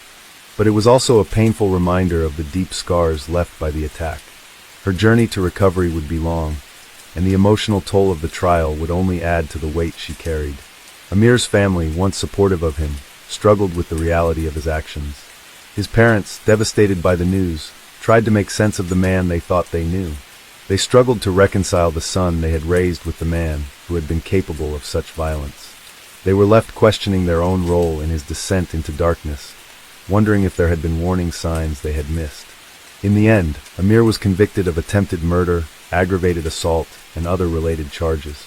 The judge sentenced him to a lengthy prison term, acknowledging the severity of his actions and the lasting impact they had on his family. Amir's fall from grace was complete. The man who had once been a pillar of the community was now behind bars, facing the consequences of his violent outburst. For Sari, the journey was just beginning. While the legal proceedings brought some sense of justice, they could not undo the damage that had been done. She faced the difficult task of rebuilding her life, not only for herself but also for her children. The road ahead would be filled with challenges, but Sari was determined to move forward. She knew that her strength would be tested, but she also knew that she could not let the darkness of the past define her future. The story of Amir, Rahman, and Sari would forever serve as a reminder of the fragile nature of trust and the destructive power of unresolved anger. It was a cautionary tale of how the pressures of life, financial struggles, personal failures, and hidden demons, could push someone to the brink of madness. But it was also a story of resilience, of a woman who refused to be defined by the violence of one night and chose to rise above it for the sake of her children and her own future. As the weeks turned into months, Sari's life began to take on a new rhythm. The weight of the trial, the emotional toll of the events, and the impact of Amir's betrayal were still heavy in her heart, but she found solace in the quiet moments she spent with her children. They were her anchor, the reason she kept pushing forward despite the darkness that threatened to engulf her. The scars on her body were healing, but the scars on her soul would take longer to mend. In the quiet moments, when the house was still and the children were in bed, Sari would sit by the window and reflect on the life she had built with Amir before everything changed. It was hard to reconcile the man she had once known, the man who had smiled at her, shared dreams of a future together, and promised to love her with all his heart, with the man who had attacked her in a fit of rage. How had they arrived at this point? How had she missed the signs? The questions haunted her, and though she had no answers, she knew one thing for certain: she would never go back. Therapy became a lifeline for Sari. At first, she was reluctant to talk about the trauma she had experienced. The idea of reliving the pain made her anxious, but as time went on, she realized that sharing her story was a step toward healing. The therapist's office became a place where she could let down her guard, a place where she didn't have to be strong for anyone else. She could simply be herself, the woman who had been hurt but was determined not to let the past define her. The children, too, were struggling to understand what had happened. They were too young to fully grasp the severity of the situation, but they knew enough to sense the change in their mother. They missed the warmth of the home that had once been filled with laughter and light. Sari tried to reassure them that everything would be okay, but there were nights when even she wasn't sure if that was true. The weight of their questions, their worries, and their need for stability pressed down on her.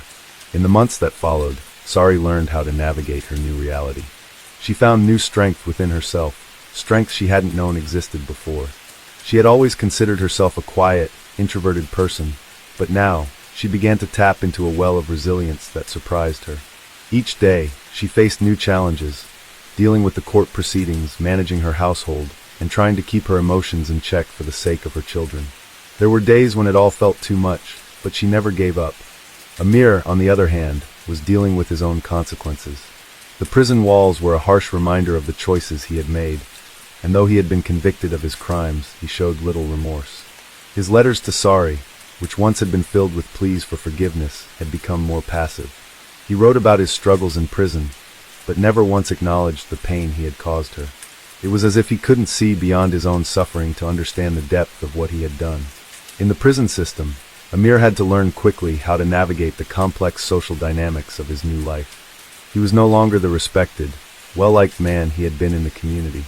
Instead, he was a convicted criminal, a man whose reputation had been destroyed by his own actions. While he found ways to adapt to his new environment, a part of him remained frozen in time, unable to move past the night that had changed everything. Sari's path to recovery, though difficult, was steady. She sought out new opportunities for herself, enrolling in a local college to finish her degree. Education had always been important to her, and now it became her way of taking back control of her future. She would not let Amir's actions steal her dreams. Slowly but surely, she began to build a new life, one that was independent of the past and focused on the present. The support system around her grew stronger as well. She leaned on her friends and family for encouragement, and she found comfort in their unwavering belief in her strength. Sari had always been there for others, but now she had to learn to accept help when it was offered. It wasn't easy for her, but she knew she couldn't do it alone. Over time, Sari began to open up about her experience more publicly. She gave talks at local support groups for victims of domestic violence, sharing her story in hopes of helping others who had been through similar situations. Her bravery in speaking out inspired many, and she was often approached by women who had faced similar struggles. For Sari, it was a way to reclaim her voice, to take back the narrative that had been stolen from her. Each time she shared her story, she felt a little bit stronger, a little bit more whole. Amir's trial was a turning point for the community as well. The case became a high-profile example of the dangers of unchecked anger and the consequences of living in denial. It sparked conversations about the importance of mental health awareness, addiction recovery, and the need for early intervention in cases of domestic violence. While the damage had already been done, the awareness that the case brought to light was an important step in addressing these issues on a larger scale. For Sari, the most important part of her healing journey was the realization that she was no longer defined by the actions of her ex-husband. She had spent years identifying herself as a wife, a partner, and a mother, but after the attack, she came to understand that she was so much more than that. She was a survivor. She was a woman who had faced unimaginable pain and was determined to rebuild her life for herself and her children. Sari's journey was far from over, but she had made remarkable progress. With each passing day, she grew stronger, more resilient, and more determined to move forward. She knew that the road ahead would not be easy, but she also knew that she was no longer the woman who had been trapped in a cycle of fear and pain. She was a woman who had chosen to rise above her circumstances, and in doing so, she had reclaimed her power. As the years passed, the scars of the past began to fade, but the lessons remained. Sari's story would continue to be a testament to the power of healing, the strength of the human spirit, and the unwavering will to move forward, no matter the obstacles. Case 6. In 2016, in the sprawling suburban city of Los Angeles, a man named Thomas Langley had everyone fooled. He was known for his charming personality and his seemingly unassuming nature. With a smooth-talking demeanor and a smile that could make anyone feel at ease, he was someone you wouldn't think twice about trusting. On the surface, Langley seemed like any ordinary guy, well-dressed, with a respectable job in a small consulting firm. But underneath that surface was a man who had been plotting one of the most elaborate fraud schemes that would devastate numerous people's lives. Langley wasn't your average scam artist. His charisma allowed him to easily blend into any social circle, making it almost impossible for his targets to suspect he had any ulterior motives. His story began in his mid-30s, when he had already amassed a small fortune through what appeared to be savvy business ventures. People who met him spoke highly of his business acumen, and for years he had managed to avoid suspicion. Langley's ability to manipulate conversations and weave believable lies became his weapon of choice. He was a master of deception, and he used his charm as a mask to cover the darker side of his operations. In the beginning, Thomas Langley used his supposed expertise to offer consultations to individuals looking to grow their personal savings or to expand their small businesses. His consulting firm, which he had founded under the name Langley Enterprises, appeared legitimate. With an office in downtown Los Angeles, the firm had professional branding, an impeccable website, and a staff that seemed to operate efficiently. Langley carefully crafted an image of success, even publishing articles on financial planning, which gave him a reputation as an expert in the field. He made regular appearances at local business seminars, where he spoke confidently about topics such as investment strategies, financial growth, and business management. But what no one knew was that beneath his polished exterior, Langley was quietly planning a massive Ponzi scheme, one that would affect hundreds of investors and steal millions of dollars. His method was simple yet devastatingly effective. He convinced his clients that they had an opportunity to invest in a high-risk, high-reward business venture, an exclusive and limited opportunity, so lucrative that it was almost too good to pass up. Langley promised extravagant returns, often claiming that the investments would yield returns upwards of 30 to 40% annually. Of course, it all sounded too good to be true, but Langley was incredibly convincing, and the allure of quick wealth was enough to make many people ignore their doubts. In the beginning, Langley's scheme seemed harmless. He offered small payouts to his early investors, ensuring that they would keep spreading the word about how successful his company was. Word of mouth was the best marketing tool he could have ever hoped for, and as more people joined the investment pool, the money kept flowing in. At first, investors received the returns Langley promised, which only strengthened their belief in the project. They told their friends and family members, encouraging them to get involved. Langley was building a loyal following of investors who trusted him implicitly. But behind the scenes, Langley was doing something far more insidious. Rather than investing the money, he was using it to pay the earlier investors, creating the illusion of profitability. He was building a pyramid, carefully maintaining the balance to ensure that there was always enough new money coming in to keep up with the growing number of people waiting for their payouts. As the scheme progressed, Langley used the funds for his own personal gain. He bought expensive cars, lived in a luxurious home, and traveled around the world, all while maintaining the appearance of a successful businessman. By 2018, Langley's Ponzi scheme had reached a critical mass. He had dozens of people involved, many of whom were using their life savings or taking out loans to invest. As the number of investors continued to grow, so did the pressure on Langley to maintain the illusion of success. It was a delicate balancing act, and eventually, it all began to unravel. With more people demanding their returns and fewer new investors to fill the void, Langley found himself unable to cover the withdrawals. The money that had once flowed freely was now drying up, and his empire was on the brink of collapse. As Langley's operation grew, so did the suspicion surrounding his activities. Despite his efforts to keep everything under wraps, some of his investors began to ask questions. They noticed that payouts were starting to get delayed, and rumors began to spread that there was no real business behind the lucrative investments. Some people even claimed that Langley had become increasingly defensive and evasive when questioned about the specifics of the investment opportunities. But by the time the investigation into Langley's operations began, it was too late. Many of his investors had already lost everything. Retirees had seen their nest eggs vanish, families had drained their savings, and small business owners were left scrambling to recover the funds they had trusted Langley with. As authorities began piecing together the extent of the fraud, Langley's once gilded reputation began to crumble. The man who had once been so respected was now being painted as a criminal mastermind. The full scale of Langley's operation wasn't revealed until months later, during a lengthy investigation that uncovered the vast network of victims who had been affected by his scam. By the time the case went to trial, Langley had disappeared. He had used the money he stole to cover his tracks, and had likely fled the country. Despite efforts to track him down, Thomas Langley remained at large for several years. However, the damage had already been done, and the lives of those he had swindled were irrevocably altered. Langley's story became a cautionary tale of how even the most charming individuals can harbor the darkest secrets, and how trust can be shattered in the blink of an eye. As investigators continued to work on the case, they uncovered chilling details about Langley's life that made it clear he had been a fraud long before he ever got involved in the consulting business.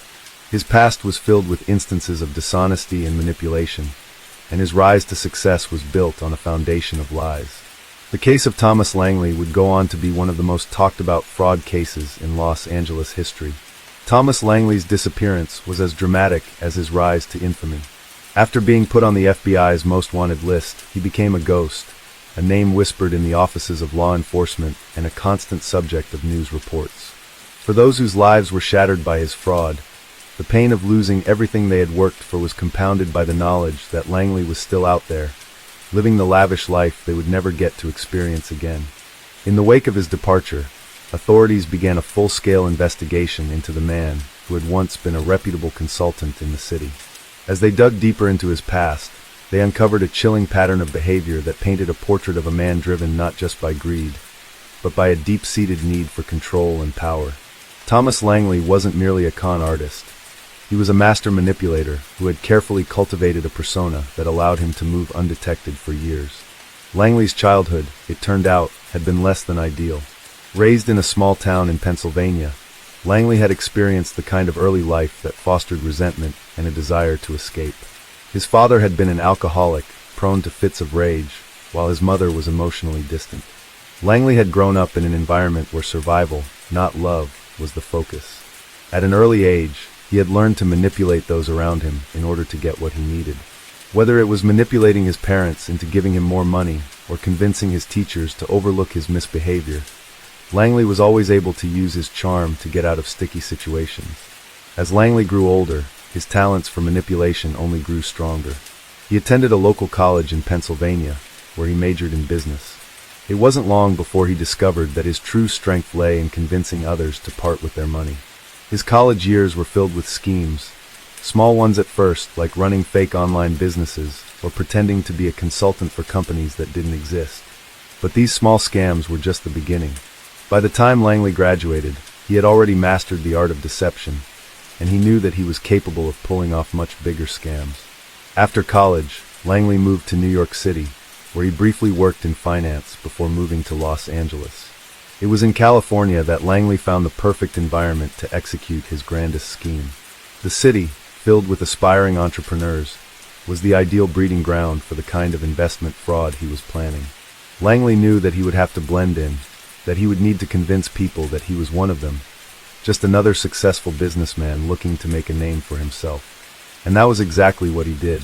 When he started Langley Enterprises, his consulting firm, he made sure that everything looked legitimate. He invested in sleek office furniture, hired well-spoken staff, and built a website that looked like it had been designed by a high-end marketing agency. He even made sure that his office was in one of the most prestigious parts of Los Angeles, a neighborhood where successful entrepreneurs were often seen coming and going. Langley knew that perception was everything, and he worked tirelessly to maintain an image of success and reliability. For the first few years, Langley's firm operated without incident. He built a network of loyal clients who trusted him to help them grow their businesses, or manage their personal finances. He used these early successes to lure in bigger investors, convincing them that his consulting firm was the key to unlocking their financial dreams. He told them that he had access to exclusive, high-risk, high-return investment opportunities that were not available to the average person. He made them feel special, like they were part of an elite club. At the same time, Langley began building his Ponzi scheme in the background. He started with a small group of trusted investors, offering them returns that were too good to be true. These investors, many of whom were eager to grow their wealth, took the bait. They saw the returns coming in, and as they did, they encouraged their friends and family to invest as well. Langley knew that if he could keep the illusion of success going long enough, he would have more than enough money to cover the returns of his earliest investors, while using the new money to fund his lavish lifestyle. The money poured in. Langley was living the dream, driving expensive cars, staying in five-star hotels, and flying around the world on private jets. But it was all a house of cards, and Langley knew that eventually, the cards would begin to fall. By 2019, he had taken in over $100 million from investors, and the scheme was starting to show cracks. While the first wave of investors had been satisfied with their returns, the later investors were growing impatient. They wanted bigger payouts, and the pressure to maintain the illusion of profitability was mounting. Langley began to grow more erratic.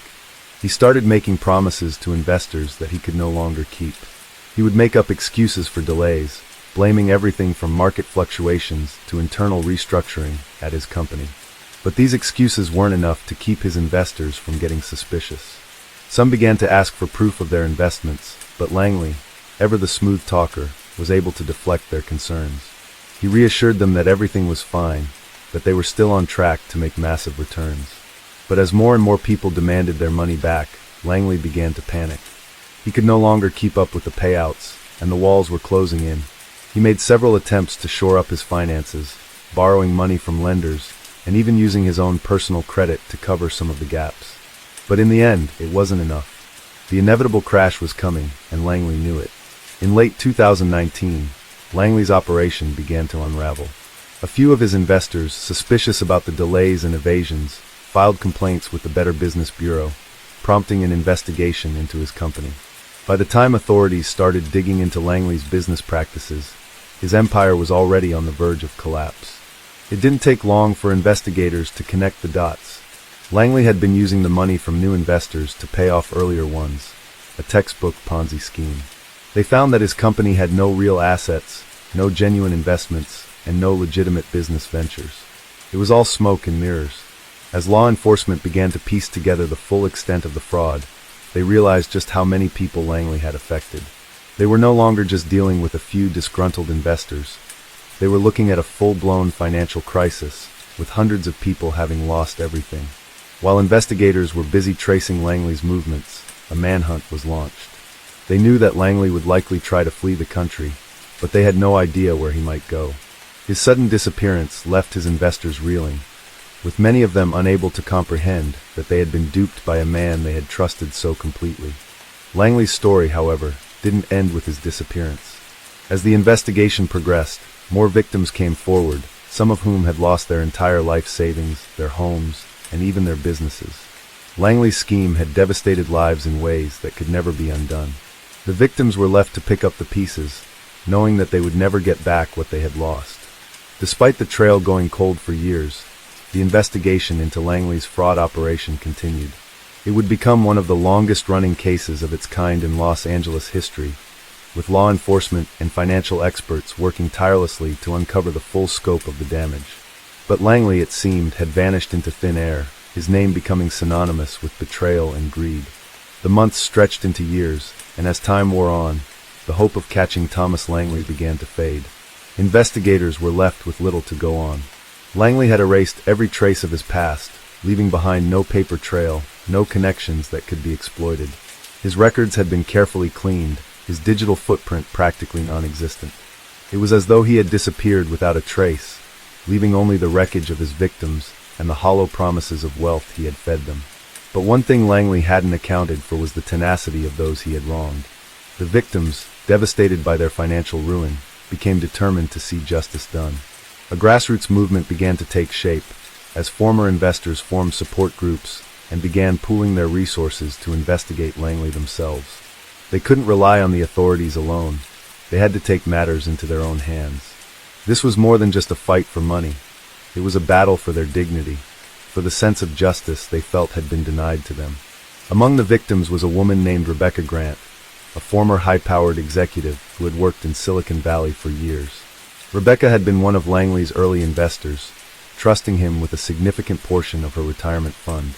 She had believed in Langley's promise of high returns, convinced that his reputation and charisma were enough to make her money grow exponentially. But when Langley disappeared, Rebecca was left not just with a financial loss, but with a sense of deep personal betrayal. She had given him her trust, and in return, he had taken everything.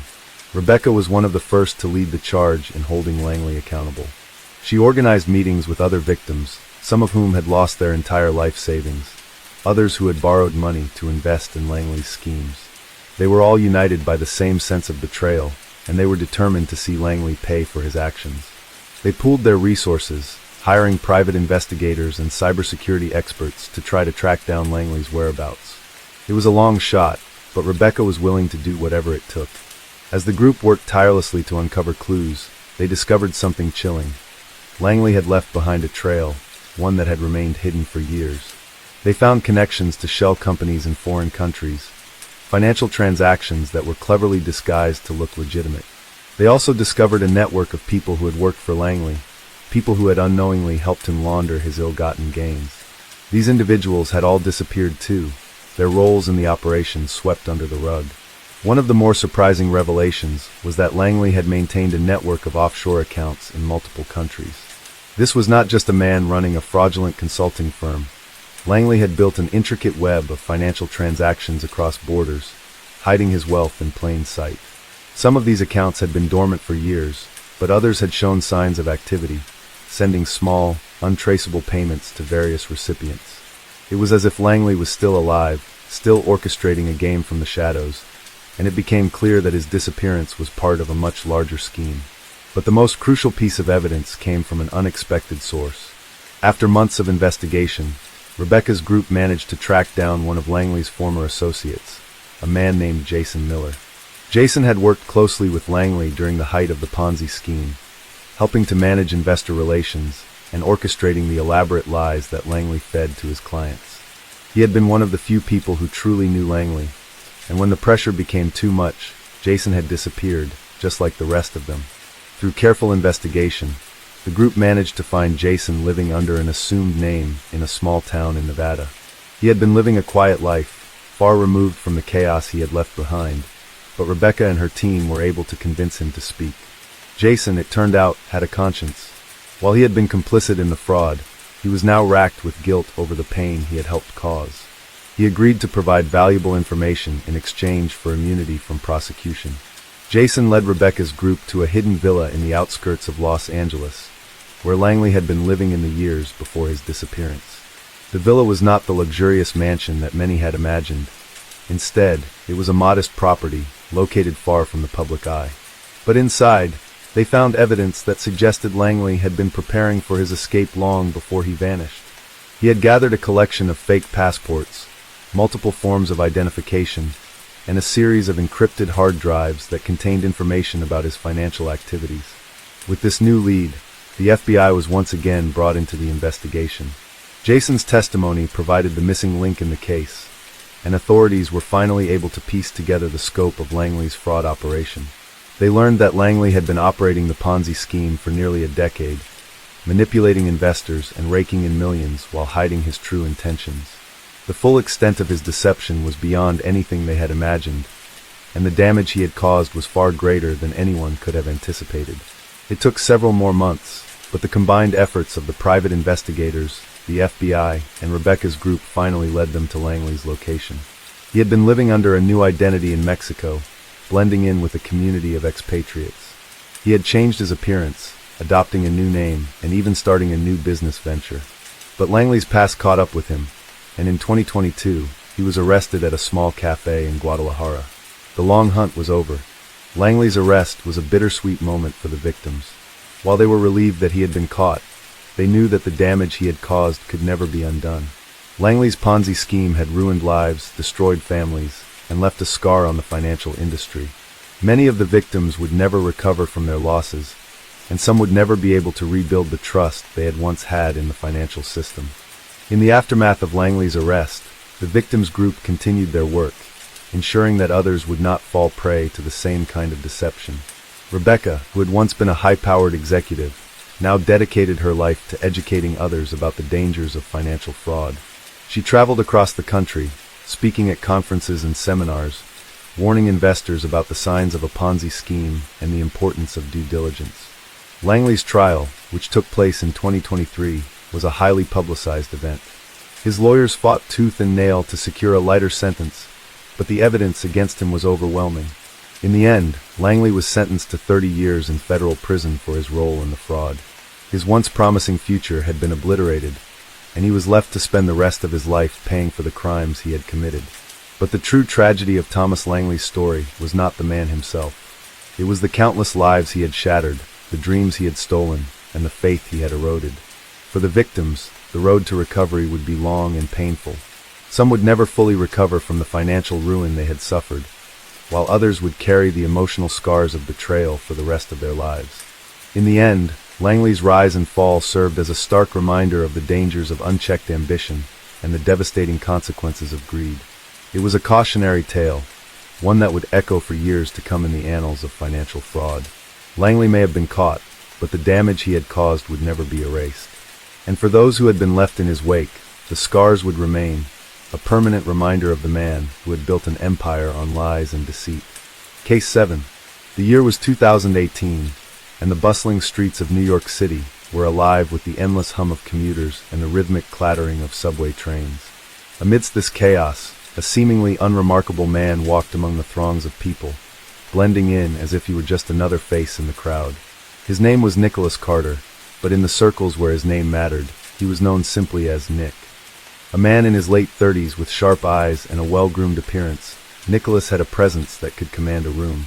He exuded an air of confidence and sophistication, qualities that allowed him to easily earn the trust of those around him. But Nicholas Carter wasn't who he appeared to be. Beneath the surface of his polished exterior, there lay a man who was skilled in manipulation, deception, and above all, the art of the con. Nicholas had spent years honing his abilities, studying human nature, learning how to read people, and using their weaknesses to his advantage. He was a master of blending into any environment, charming his way into the hearts and wallets of his unsuspecting victims. In 2018, Nicholas was operating a sophisticated investment scam that targeted the wealthy elite of New York's financial district. Under the guise of a private equity firm, Nicholas had successfully convinced numerous individuals to invest in what he claimed was a high-yield, low-risk fund that promised to deliver returns far beyond what traditional investment channels could offer. The fund, which he had cleverly named Carter Capital, was nothing more than a well-crafted illusion. A Ponzi scheme designed to keep the money flowing in while he paid out just enough to maintain the illusion of profitability. Nicholas had started small, targeting acquaintances and colleagues from his time in the finance world. He presented himself as a seasoned investor with an impressive track record, and he used this fabricated history to lure in more clients. At first, everything seemed legitimate. He made early payouts to investors, using the money from newer clients to keep the cycle going. Word spread quickly, and soon, Nicholas was gaining the trust of some of New York's most influential figures, entrepreneurs, CEOs, and even celebrities. His ability to make people believe in his promises was uncanny. He understood the psychology of wealth, how the rich were always seeking more, always looking for the next big opportunity. Nicholas had carefully crafted his pitch to appeal to their desires: the need for exclusivity, the allure of wealth, the promise of insider information. He offered them an investment vehicle that seemed too good to pass up, and for many, it was. For months, the scheme seemed to be running smoothly. Nicholas made sure to maintain the appearance of legitimacy. His office in a sleek Manhattan skyscraper was immaculate, filled with the latest technology and staffed by people who appeared to be well-versed in finance. He threw lavish events, inviting potential investors to swanky parties at upscale venues, where he would mingle with the city's elite, making connections and subtly reinforcing the image of success. Everything about Carter Capital screamed professionalism and success, and few questioned it. But like all great cons, there were cracks beneath the surface.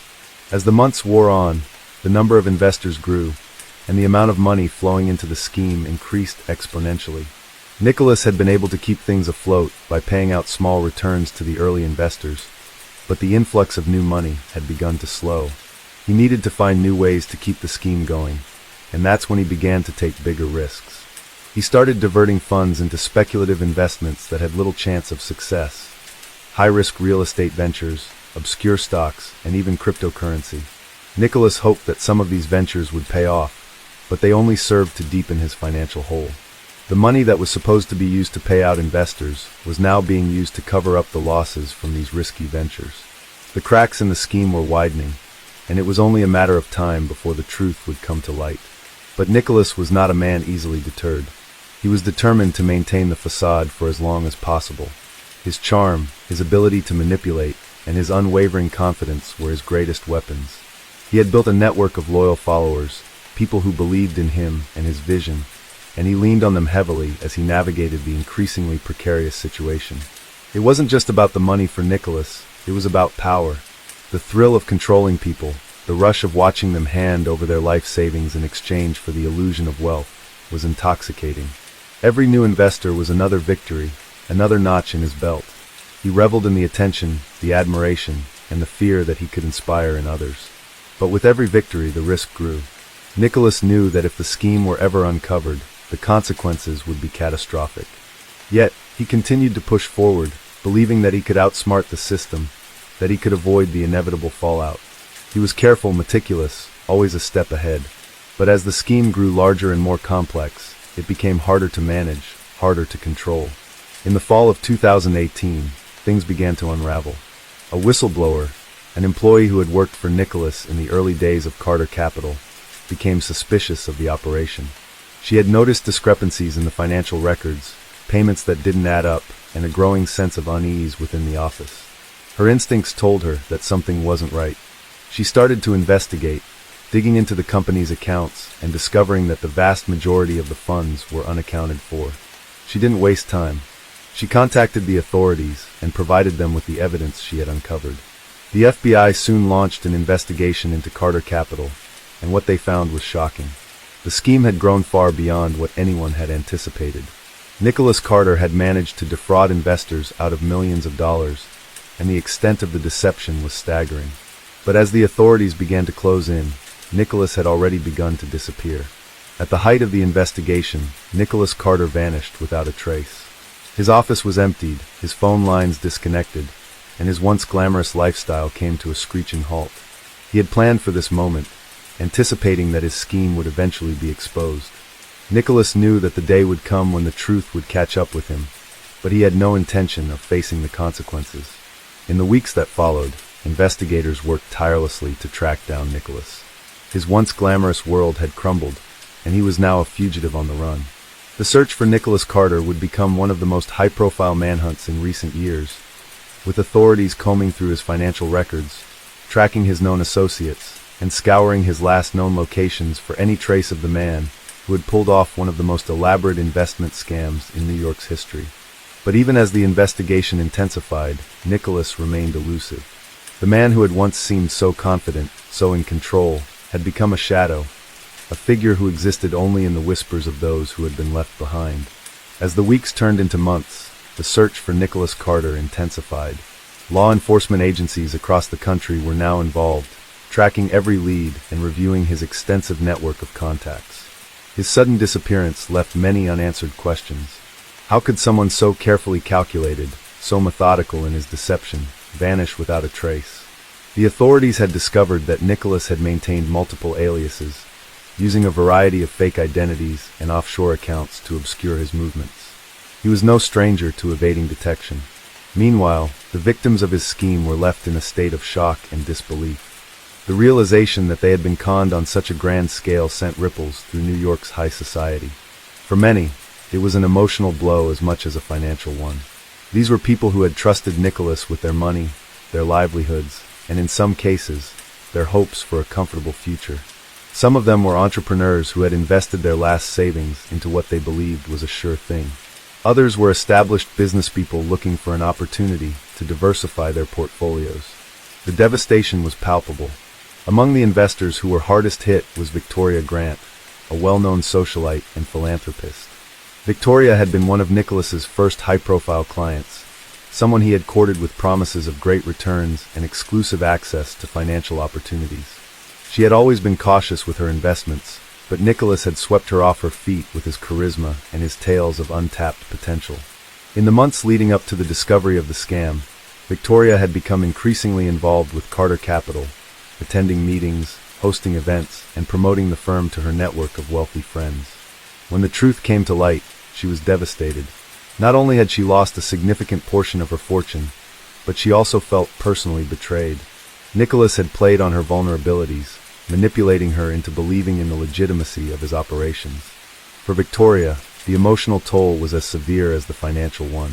Her reputation, built on years of careful social navigation and philanthropic work, was now in jeopardy. The public nature of her involvement in Carter Capital added to her humiliation, and she was forced to step back from her social circles for a time. But Victoria was not the only one to suffer. A prominent entrepreneur named Alan Simmons, who had poured millions of dollars into Nicholas's fund, was left scrambling to find answers. Alan had worked tirelessly to build his business, a successful tech startup that had become one of the most promising in the city. He had believed that investing with Carter Capital would secure his company's future and provide a cushion for his retirement. The revelation that his money had been siphoned away into a fraudulent scheme left him in a state of disbelief. His company, which had been thriving just months before, now faced financial ruin. For Alan, the pain was not just in the loss of money, but in the realization that his judgment had failed him so completely.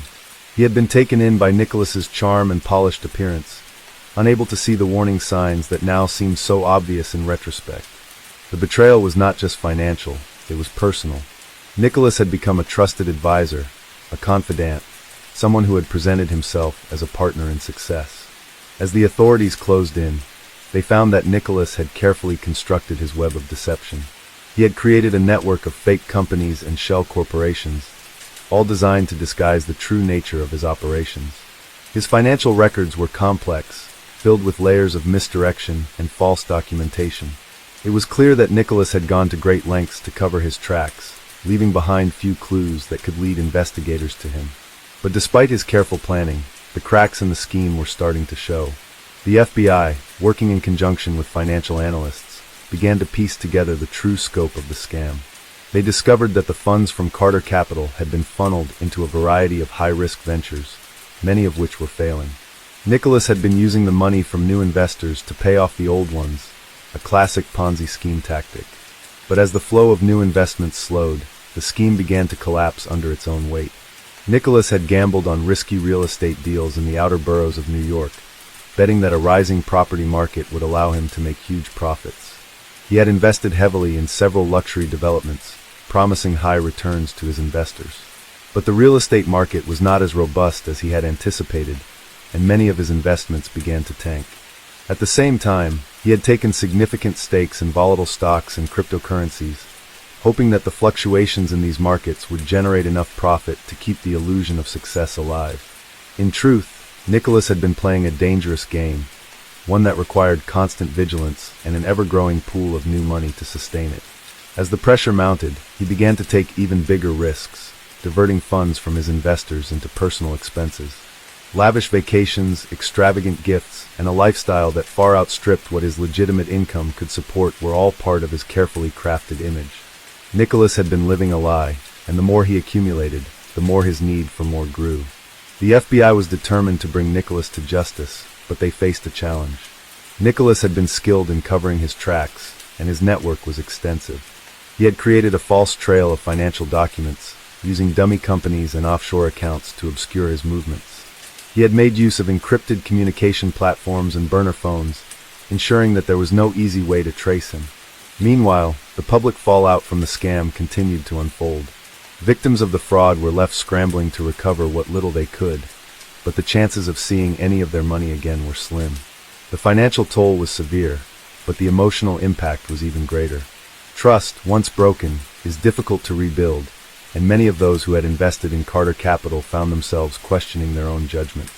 The story of Nicholas Carter, the man who had conned New York's elite, became a cautionary tale.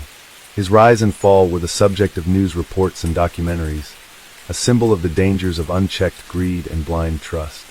As for Nicholas, his name became synonymous with deception, a reminder of how easily someone could be manipulated by a charismatic con artist. But despite the investigation and the media attention, Nicholas remained elusive. The authorities continued their search, but as time passed, the chances of finding him grew slimmer. He had disappeared into the ether, vanishing as quickly as he had appeared, leaving behind a trail of broken promises, shattered lives, and a city that had been taken in by his lies. Months turned into a year, and Nicholas Carter's name slowly faded from the headlines. His disappearance became more and more of a mystery, but the scars from his fraudulent empire remained etched in the lives of those he had deceived. The pain of financial loss was something that time couldn't heal. In fact, for many of the victims, it only intensified as they struggled with the harsh reality of their situation. Victoria Grant, the philanthropist who had once considered Nicholas a trusted confidant, spent countless sleepless nights in the confines of her luxurious Upper East Side apartment, reflecting on the years she had spent working to build her empire. The false promises made to her had cost not only her fortune, but also her dignity. Victoria's friends, once vibrant and loyal, had slowly distanced themselves. They too had fallen under Nicholas's spell, and some were left too embarrassed to admit that they had been taken for a ride. They had seen the same glimmer in Nicholas's eyes, the same allure that Victoria had, and they too had ignored the red flags. The conversation about Nicholas had shifted from admiration to disgust, whispers spreading through the halls of New York's social scene. How could we have been so blind? Was a question often asked in private gatherings. They had all been fooled, caught up in a fantasy of wealth and prosperity. But the world had moved on, and those left in Nicholas's wake were left to pick up the pieces of their shattered trust. Meanwhile, Alan Simmons, the tech entrepreneur, had never quite recovered from the blow. The effects of the scam were far-reaching for him. The investments he had lost were not just money, but the very foundation of the future he had planned.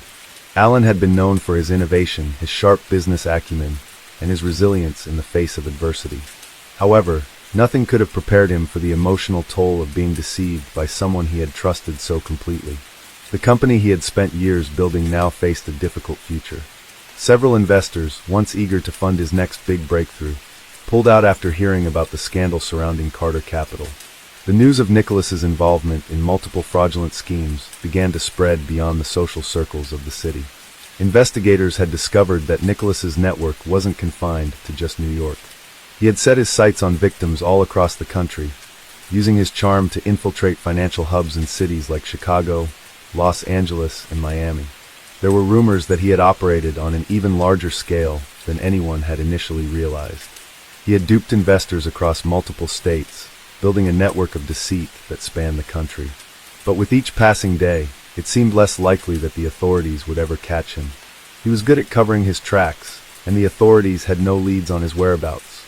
The FBI's investigation into Nicholas Carter grew more complicated as they dug deeper into his financial activities. They began to unravel the complex web of shell companies, offshore accounts, and fake identities that he had used to evade detection. It became clear that Nicholas had not only defrauded individual investors, but he had also managed to deceive several small and mid-sized banks. The amount of money he had laundered and funneled through various accounts was staggering.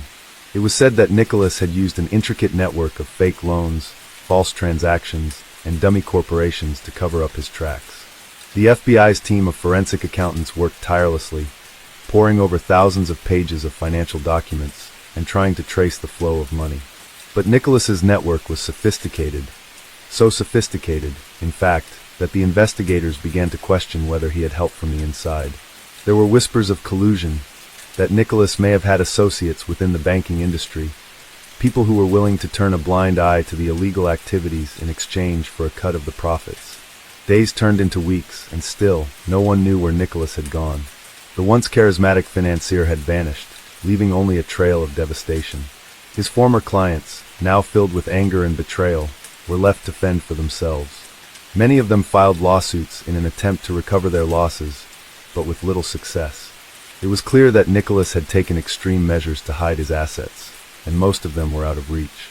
Yet, in the back of their minds, the victims held on to a glimmer of hope. They wondered if Nicholas would make a mistake, if his desire to enjoy the wealth he had accumulated might cause him to slip up. Perhaps he would reappear somewhere, flaunting his ill-gotten gains, and someone would spot him. They just needed one mistake, one lead to follow. And then, in the quiet of another winter's evening, that lead arrived. The break came when an informant, a former associate of Nicholas's who had fallen out with him during the height of his deception, contacted the FBI. The informant claimed to have knowledge of Nicholas's final days before disappearing. They described a meeting that had taken place in a small, upscale restaurant in Miami, where Nicholas had been seen speaking with several individuals who were known to have ties to the underground world of money laundering and organized crime. The details of that meeting set off a chain reaction of events. The FBI traced the informant's account back to a private storage unit in a nondescript warehouse in Miami. When agents finally opened the unit, they found an array of personal items, clothing, documents, and even a stack of cash that had been hidden away. Among the belongings were several passports with different identities, and records showing that Nicholas had been preparing to leave the country. It was clear that he had planned his escape carefully, but it seemed he had underestimated the authorities' persistence. As the search for Nicholas intensified once again, the story of his rise and fall became a cautionary tale for investors across the country. Financial advisors warned their clients to be wary of high-return promises and to never blindly trust individuals who lacked transparency. Nicholas Carter had become a symbol of the dangers of unchecked ambition and greed. His tale was a reminder that even the most polished appearances could be hiding something dark and dangerous beneath the surface. But while the authorities were closing in on him, Nicholas was still very much at large. Whether he would ever be caught remained to be seen. The case was far from over, and as investigators continued their pursuit, the victims of Nicholas's fraudulent empire were left to pick up the pieces of their shattered lives.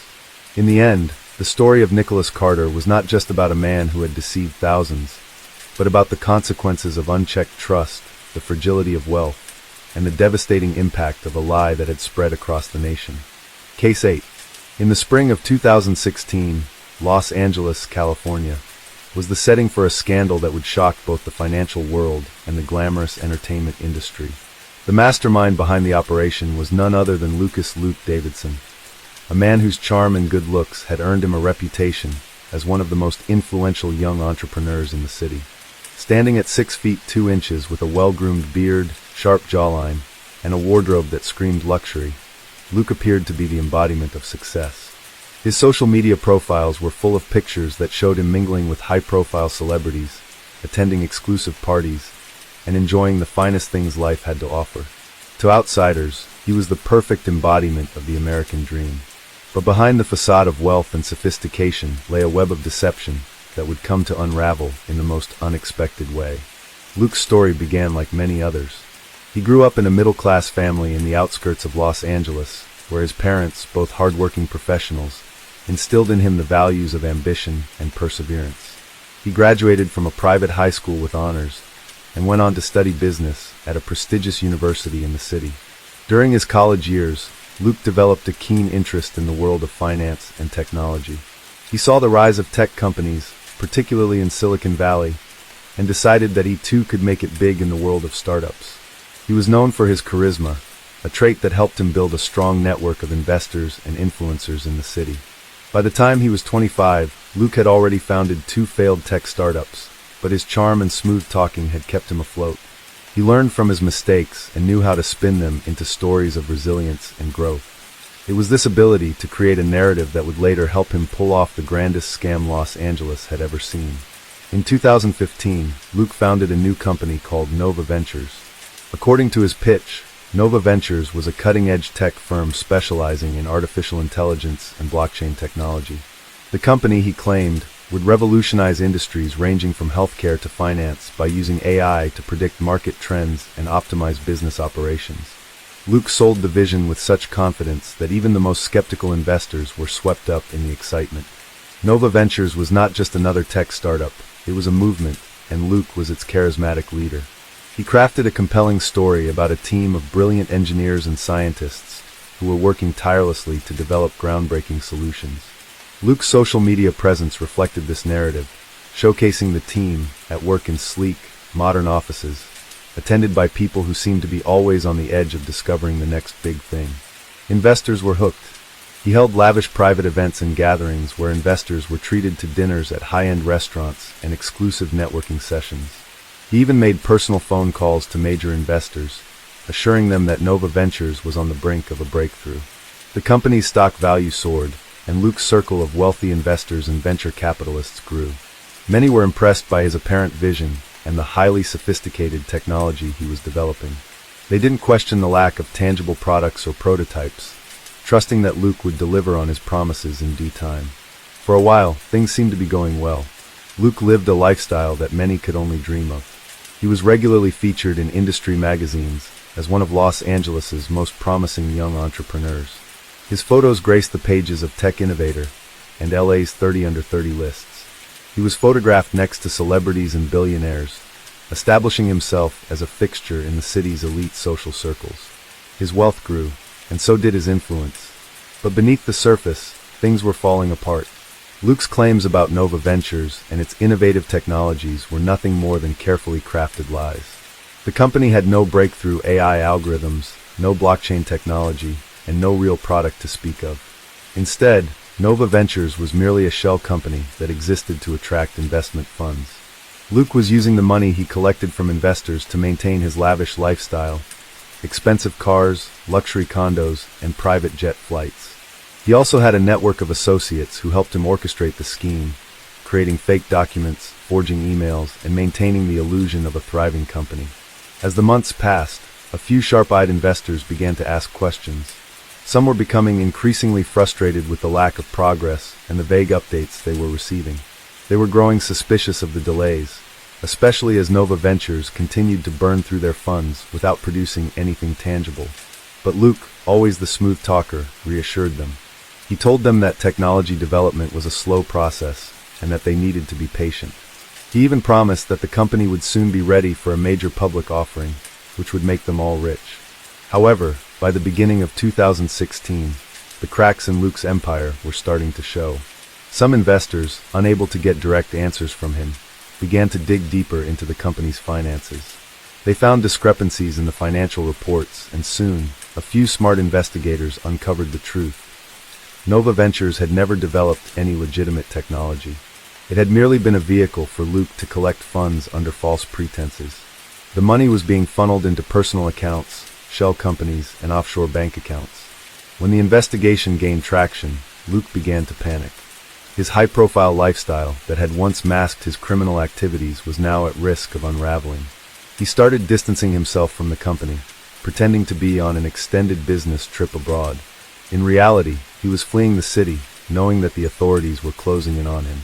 But by the time he disappeared, it was too late. Too many investors had been burned, and the news had already spread like wildfire. What followed was a media frenzy. The story of the charming, ambitious entrepreneur who had defrauded millions of dollars from investors became a sensational headline across the city. Los Angeles, known for its bright lights and glamorous lifestyle, was now home to one of the largest financial scandals the city had seen in years. Lucas Davidson had vanished without a trace, leaving a wake of devastation behind him. His victims were left to pick up the pieces of their ruined lives. Many of them were not only financially ruined, but emotionally scarred by their trust in a man who had promised them the world. The authorities worked tirelessly to track down Luke, but it seemed that he had disappeared into the ether. The search for him became an obsession for both the FBI and private investigators, but as days turned into weeks, there were no signs of his whereabouts. As the weeks went by and the story of Luke Davidson's fraudulent operation spread across the news, the investigation into Nova Ventures gained momentum. The FBI and local law enforcement were now actively involved, trying to track down the man who had orchestrated what seemed to be one of the most elaborate Ponzi schemes in recent Los Angeles history. However, Luke's disappearance wasn't going to be as simple as the authorities had hoped. Luke had planned his exit meticulously. Long before the first signs of trouble emerged, he had covered his tracks. He had multiple identities, a web of fake companies, and a network of loyal associates who were willing to do whatever it took to protect him. He had vanished from the public eye as swiftly as he had appeared. His social media accounts were wiped clean, and his last known whereabouts were a vague story about a business trip to Europe that seemed increasingly dubious. In the months following Luke's disappearance, the victims of Nova Ventures' scam began to come together. The anger was palpable. Many of the investors who had been duped were high-profile figures themselves, people who were used to the spotlight and had trusted Luke based on his appearance and reputation. Some had invested millions of dollars, while others had bet their life savings on Luke's promises of exponential returns. The more they dug into the scheme, the more they realized how expertly Luke had manipulated them all. The victims included celebrities, prominent venture capitalists, and even well-known tech entrepreneurs. Among them was a well-respected Silicon Valley investor named Emily Park, who had been one of Luke's earliest backers. She had met Luke at a tech conference in San Francisco, and he had been charming and persuasive. His pitch about Nova Ventures' potential to revolutionize industries like healthcare and finance sounded plausible, especially when he introduced her to his team of engineers and scientists who were apparently working on groundbreaking projects. Emily was convinced that Nova Ventures was poised to change the world, but as she later found out, the team Luke had introduced her to didn't actually exist. There were no engineers, no blockchain experts, and no AI developers. Only actors who had been hired to play roles in Luke's elaborate ruse. Emily was devastated by the revelation, not just because of the financial loss, but because she felt personally betrayed. Luke had used her trust to manipulate her into investing, all while feeding her a narrative that made her believe she was part of something revolutionary. As Emily began to compare notes with other victims, it became clear that Luke had operated on a level of sophistication that made him almost untouchable. His charm had been his greatest asset. He didn't just sell an idea, he sold a vision. And he made it seem so real, so tangible, that no one questioned the holes in his story. The luxury lifestyle, the fake products, the endless meetings with investors, they were all part of a carefully constructed illusion. For some of the investors, the pain of being scammed was made even worse by the fact that they had to maintain their social reputations. They had backed a man who was now a fugitive, and their involvement in the scheme was beginning to tarnish their own names. Some of them had lost not just money, but their credibility in the business world. The shame they felt was overwhelming, but they had no choice but to stand together in an attempt to recover some of what had been lost. It wasn't just the financial damage that left a scar on these individuals. Luke had preyed on their emotions, playing into their desires for success, their fear of missing out, and their need for validation. By the time the truth came out, many of these victims had already lost something more valuable than money: trust in themselves. They had believed in a man who promised them the moon, only to be left with nothing but the bitter taste of betrayal. The authorities, meanwhile, were working around the clock to find Luke. They had his last known location traced to a private airport in Los Angeles, where he had boarded a flight to an undisclosed destination. Investigators scoured every lead, following the trail of his bank accounts, his assets, and his associates, but it seemed that Luke had been one step ahead of them at every turn. Luke's ability to disappear was aided by his extensive knowledge of the digital world. He had erased his traces from the internet, using burner phones and encrypted communication methods to stay out of sight. Even his associates, who had helped him set up the fake companies and created the illusion of a thriving business, were either untraceable or unwilling to cooperate with the authorities. In the midst of this chaos, the media continued to feed the public's insatiable curiosity about the man who had deceived so many. Investigative journalists worked tirelessly to uncover the full extent of Luke's fraudulent activities. Some of them managed to track down former employees of Nova Ventures, who shared their stories of a company that had never truly existed beyond the glossy marketing materials and flashy presentations Luke had used to attract investors. These former employees described an atmosphere of constant pressure, where anyone who asked too many questions was quickly silenced. They spoke of Luke's manipulative tactics, his ability to charm anyone into believing in his vision, and his complete disregard for the well-being of others. As the investigation into Luke Davidson continued, a pattern began to emerge. Luke wasn't just a con artist.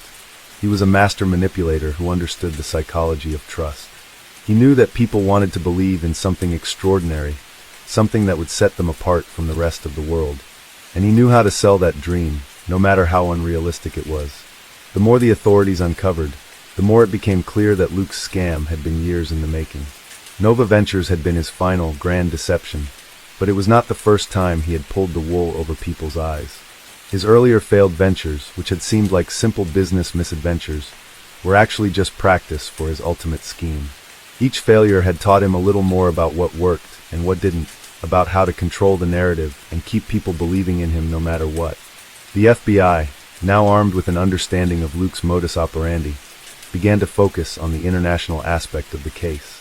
Luke had used shell companies and offshore accounts to funnel money out of the country, and they knew that if they were going to catch him, they would need to extend their search beyond the borders of the United States. With each passing day, the pressure mounted on the authorities to capture Luke. As more information came to light, the FBI and other federal agencies began working together to trace Luke's financial moves across international borders. Investigators discovered a network of shadow companies that Luke had set up in places like the Cayman Islands and Luxembourg, locations known for their lenient tax laws and strong banking secrecy. Each of these companies appeared legitimate on paper, but was merely another piece in Luke's vast web of deceit. While the investigators were focused on these financial transactions, the victims of Luke's scam began to realize that they weren't just dealing with a financial loss. They had been manipulated psychologically as well. Many of them had shared their deepest dreams and aspirations with Luke, trusting him with personal information and confidences that no one else had known. To them, he wasn't just a businessman, he was a confidant, a mentor, and even a friend. Luke's ability to create this illusion of genuine connection was a testament to how deeply he understood human psychology. One particular victim, Jake Morrison, a high-profile venture capitalist in Silicon Valley, found himself struggling to come to terms with his involvement in the scam. Jake had been one of Luke's first investors, and had even introduced him to a number of other wealthy backers, all of whom had been drawn in by Luke's magnetic charisma. Jake had trusted Luke implicitly, believing that his instincts about people were infallible. He had helped Luke raise millions of dollars for Nova Ventures, and it was only after Luke disappeared that Jake realized just how thoroughly he had been taken in. In the months following Luke's disappearance, Jake spent sleepless nights re-examining every conversation, every deal, and every moment he had shared with Luke. He had been so certain that Luke was the real deal, so convinced that the man he had backed was destined for greatness. But now, Jake had to face the harsh reality that he had been a pawn in Luke's game all along.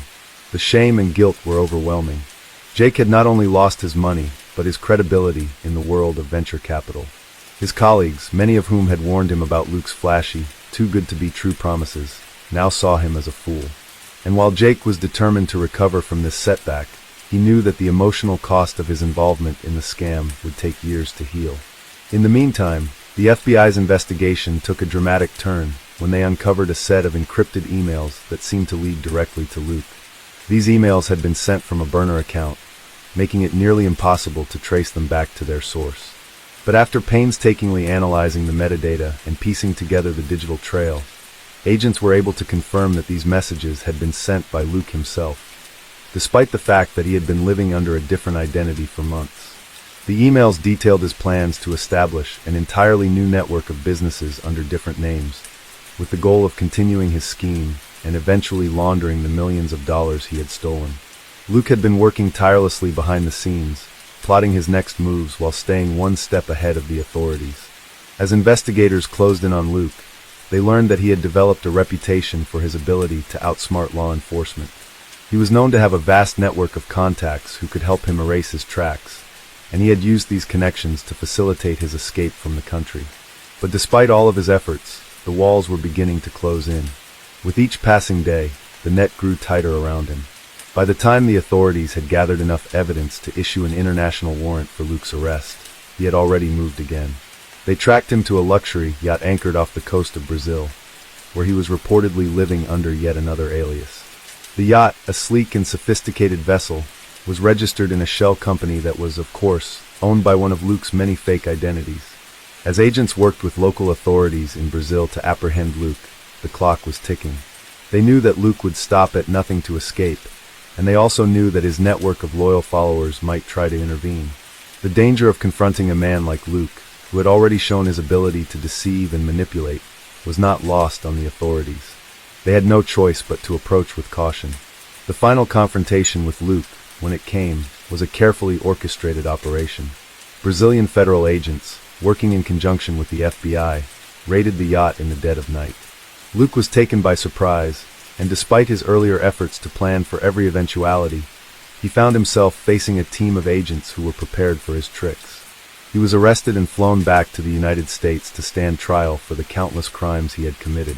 The aftermath of the operation was a mixed bag of emotions for the victims of Nova Ventures. Some felt relief that Luke had been caught, while others remained angry and bitter over the years of deception they had endured. But for many of them, there was a sense of justice in knowing that Luke would finally be held accountable for his actions. Luke's trial was a spectacle. The courtroom was filled with victims who had come to testify about the pain, betrayal, and financial ruin they had suffered at his hands. Jake Morrison, once one of Luke's biggest supporters, was among the first to take the stand. He spoke of the trust he had placed in Luke, of how he had been blindsided by the scale of the fraud.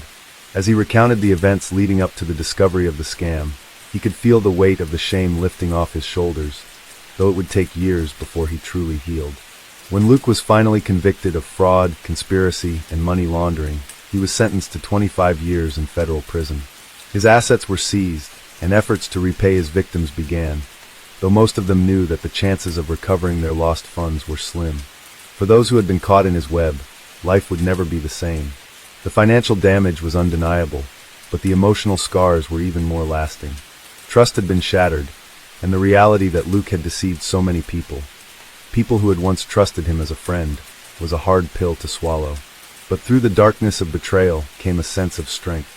Many of the victims who had once been humiliated by their involvement in the scam began to speak out, sharing their stories in an effort to warn others about the dangers of blindly trusting someone who promised too much. They became advocates for financial literacy, speaking at conferences and working with organizations that help people protect themselves from similar scams. Though Luke Davidson had succeeded in stealing millions of dollars and ruining countless lives, he had also unwittingly inspired a movement, one that would help prevent future generations from falling prey to the same kinds of manipulation that he had used to build his empire of lies. Case 9. In 2017, a seemingly ordinary man named Tom Henderson made headlines across Utah for an elaborate and devious scam that would leave dozens of victims devastated. Born and raised in Salt Lake City, Tom was known for his charming personality and his apparent dedication to helping others. He was a self-proclaimed financial guru, boasting about his ability to help people become financially independent through high-yield investment opportunities. At first glance, he seemed like any other entrepreneurial type eager to share his knowledge.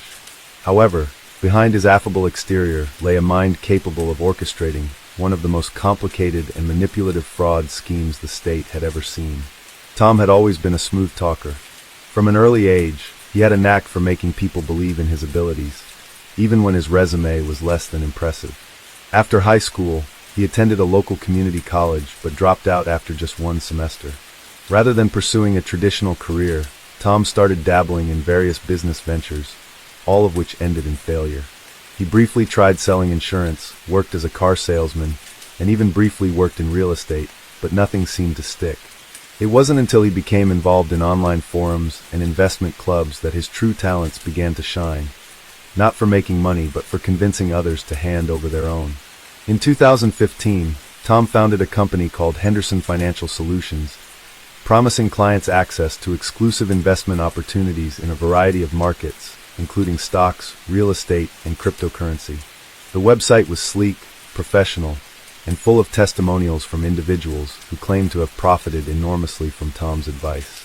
In truth, these testimonials were fabricated, and the investments Tom was touting didn't actually exist. But to anyone who came across his company, it looked legitimate. He was clever in his approach. He marketed himself as a mentor, someone who had learned the hard lessons of financial independence, and was now eager to share his insider knowledge with the world. He hosted seminars, conducted webinars, and even offered one-on-one coaching sessions. These services weren't free, of course. Tom charged exorbitant fees for access to his advice, with prices ranging from hundreds to thousands of dollars, depending on the package a client selected. At first, Tom's business seemed to be flourishing. He built a network of people who trusted him implicitly, some of whom followed him blindly as he painted a picture of wealth, success, and a brighter future for all of them. People would send money to his company, convinced they were investing in a winning strategy. The first few payments to his clients, largely drawn from new investors, seemed to validate his claims, creating a ripple of excitement and intrigue that spread like wildfire. Those who had profited from their initial investments became loyal advocates, recommending Tom's services to friends, family, and colleagues. But unbeknownst to them, Tom was merely creating the illusion of profitability. He wasn't actually investing their money in the markets or any legitimate ventures. Instead, he used the incoming funds from new investors to pay out returns to earlier investors, operating his scam as a classic Ponzi scheme. He spent much of the money he received living a lavish lifestyle, upgrading his home, buying expensive cars, and attending exclusive events. Tom's appearance at these high society gatherings further enhanced his reputation, making him seem even more successful in the eyes of his followers. However, as with all Ponzi schemes, the cracks eventually began to show. By 2017, the number of new investors began to slow down, and Tom found himself struggling to keep up with the payouts. As his personal debts mounted, he became increasingly desperate. Instead of slowing down and admitting his failure, Tom doubled down on his deception. He started offering even higher returns to those willing to invest larger sums of money. He promised to help them make life-changing amounts of money in a short period of time, using language that was both enticing and manipulative. His charm was hard to resist. One of his biggest victims was Angela Stevens, a single mother of two who had been struggling financially for years. Angela had attended one of Tom's seminars and was immediately taken by his persuasive speech and the success stories he shared. Tom spoke of individuals who had gone from living paycheck to owning multiple properties and traveling the world. Angela, desperate to secure a better future for her children, decided to take a chance. She liquidated her small savings account and invested $15,000 in one of Tom's high-yield opportunities. Initially, Angela received small payouts, and Tom's promises of high returns seemed to be coming true. She was hooked, eager to invest even more. Over the course of several months, she sent Tom additional funds, hoping to capitalize on what she thought was her ticket to financial independence. As Tom's success stories continued to flood in, Angela's confidence grew, but she couldn't help but feel an underlying unease. Something didn't feel quite right. At first, Tom's system seemed foolproof. But slowly, Angela began to notice that other investors, people she had met during seminars and online groups, weren't receiving the same returns. Their monthly payouts seemed to be delayed, or in some cases, they received nothing at all. Angela grew concerned and started reaching out to Tom, only to find that he was less responsive. Emails went unanswered, and phone calls went to voicemail. Eventually, Tom disappeared entirely. It wasn't until Angela spoke with a former client of Tom's that the truth began to unravel. The man she spoke with revealed that he, too, had been a victim of Tom's scam. He explained that Tom had convinced him to invest nearly $30,000, only for the money to disappear without a trace. As the pieces of the puzzle fell into place, Angela realized the magnitude of Tom's fraud. She wasn't alone in her loss. There were dozens, if not hundreds, of other victims who had been deceived by Tom's charm and false promises. The authorities soon became involved, and an investigation was launched into Tom's activities. It didn't take long for them to uncover the full scope of his operation. They learned that Tom had been running a Ponzi scheme for over 2 years, using new investors' money to pay returns to older investors while enriching himself along the way. He had amassed a small fortune, but now the walls were closing in. As investigators traced his digital footprint, they found that he had been careful to cover his tracks, using fake names and false documents to hide his true identity. But no amount of subterfuge could keep him hidden forever. As the investigation deepened, law enforcement uncovered startling details about Tom's lifestyle. They discovered that, in addition to the lavish homes and luxury cars, he had maintained a network of fake businesses, bank accounts, and shell companies designed to launder the money he had stolen from unsuspecting investors. Many of these businesses appeared legitimate on the surface, with slick websites and professional branding, but upon further inspection, they turned out to be elaborate facades that existed only to funnel money into Tom's personal coffers. At the same time, investigators learned about the personal toll Tom's scheme had taken on the victims. Angela Stevens, now devastated by her losses, joined a growing group of former clients who had banded together to confront Tom. They filed complaints and shared their stories, many of them expressing feelings of betrayal and self-doubt. How could they have been so easily duped? Some had invested their life savings, while others had borrowed money from family and friends to fund their investments in Tom's false promises. The emotional and financial repercussions of his actions were profound. But Tom was elusive. For several months, he remained on the run, using various aliases and changing locations frequently. He was adept at hiding his tracks, and his ability to blend into different social circles made it hard for authorities to pinpoint his whereabouts. Still, the victims, fueled by anger and a sense of injustice, refused to back down. They formed online support groups, shared information about Tom's past, and spread awareness about his fraudulent activities.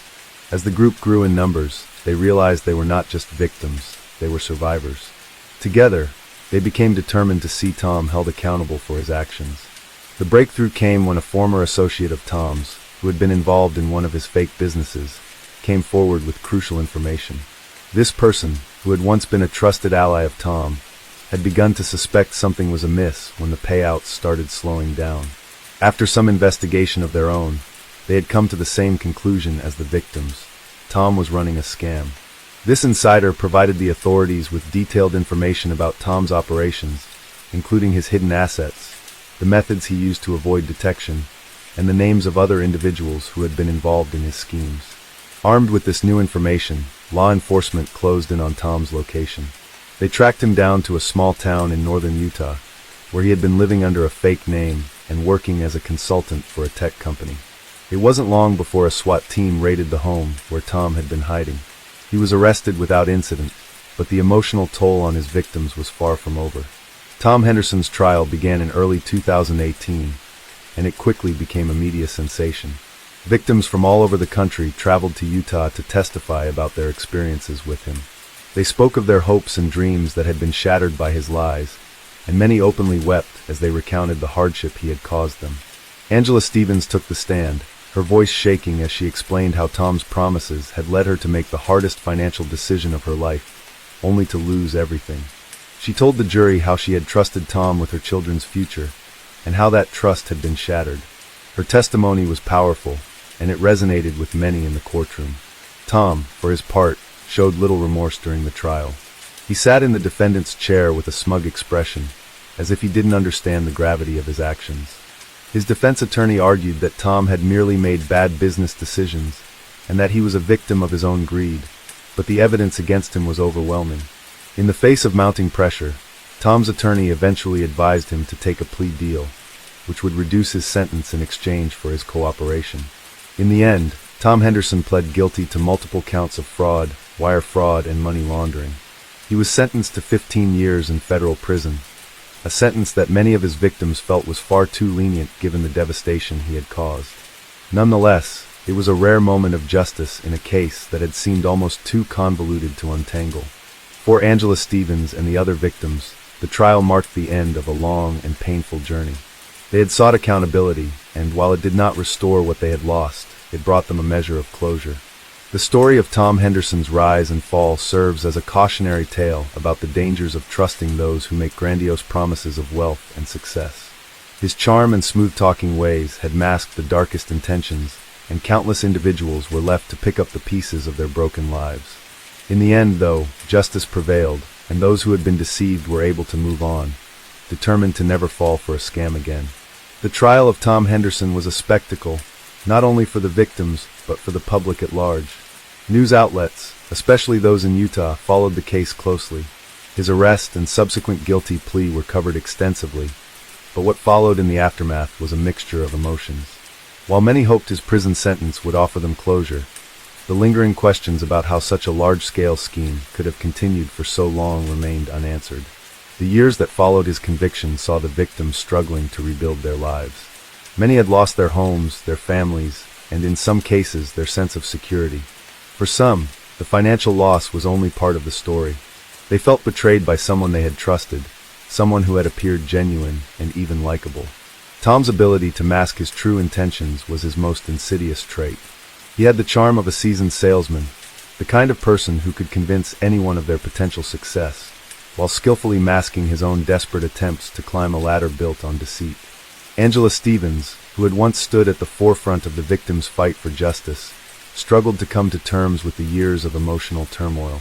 She had tried to reclaim the financial stability she had lost, but the psychological scars lingered. It was not just the money that hurt. It was the realization that she had been complicit in her own downfall by trusting Tom's false promises. She worked tirelessly to rebuild her career, but it wasn't easy. She had lost more than just wealth. She had lost trust in herself. Every investment she made, Every decision she took was now clouded with doubt.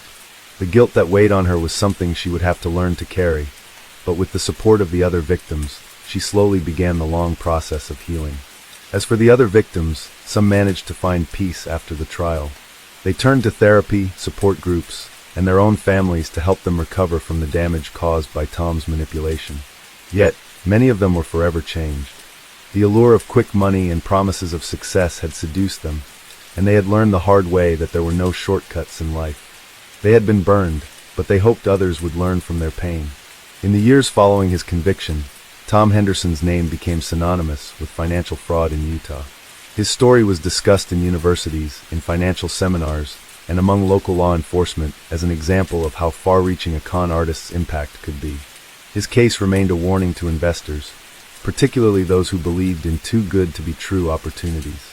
Financial advisors often reference the Henderson case to caution their clients about the risks of unverified investments and the dangers of placing too much trust in someone's word without verifying the details. While many people had been hurt, the legacy of Tom Henderson's fraud also gave birth to a stronger sense of vigilance in the community. Local authorities started working more closely with federal agencies to identify early signs of financial fraud and catch perpetrators before they could do as much damage. The regulatory systems that were in place were criticized for their inability to catch Tom sooner. But after his case, new methods for identifying fraudulent schemes were implemented. The role of technology in modern-day scams became more apparent, and the use of social media to spread fake investment opportunities was scrutinized more thoroughly. Tom, meanwhile, sat in his prison cell, serving out his 15-year sentence. He had lost everything: the wealth he had once accumulated, the respect of his peers, and the freedom he had once enjoyed. But despite his incarceration, the damage he had caused continued to reverberate through the lives of those he had defrauded. He was left to reflect on the choices he had made and the legacy he would leave behind. Would his name become a cautionary tale, as it was for so many others? Years passed, and Tom's story eventually faded from the front pages of the newspapers. The victims, though forever scarred, moved on with their lives. Some of them even went on to advocate for greater financial literacy, hoping to prevent others from falling into the same trap they had. Angela Stevens, for example, started speaking at local events, teaching people how to recognize scams and make smarter financial decisions. She found strength in helping others avoid the same pitfalls she had once fallen into. The experience had changed her in ways she never could have anticipated.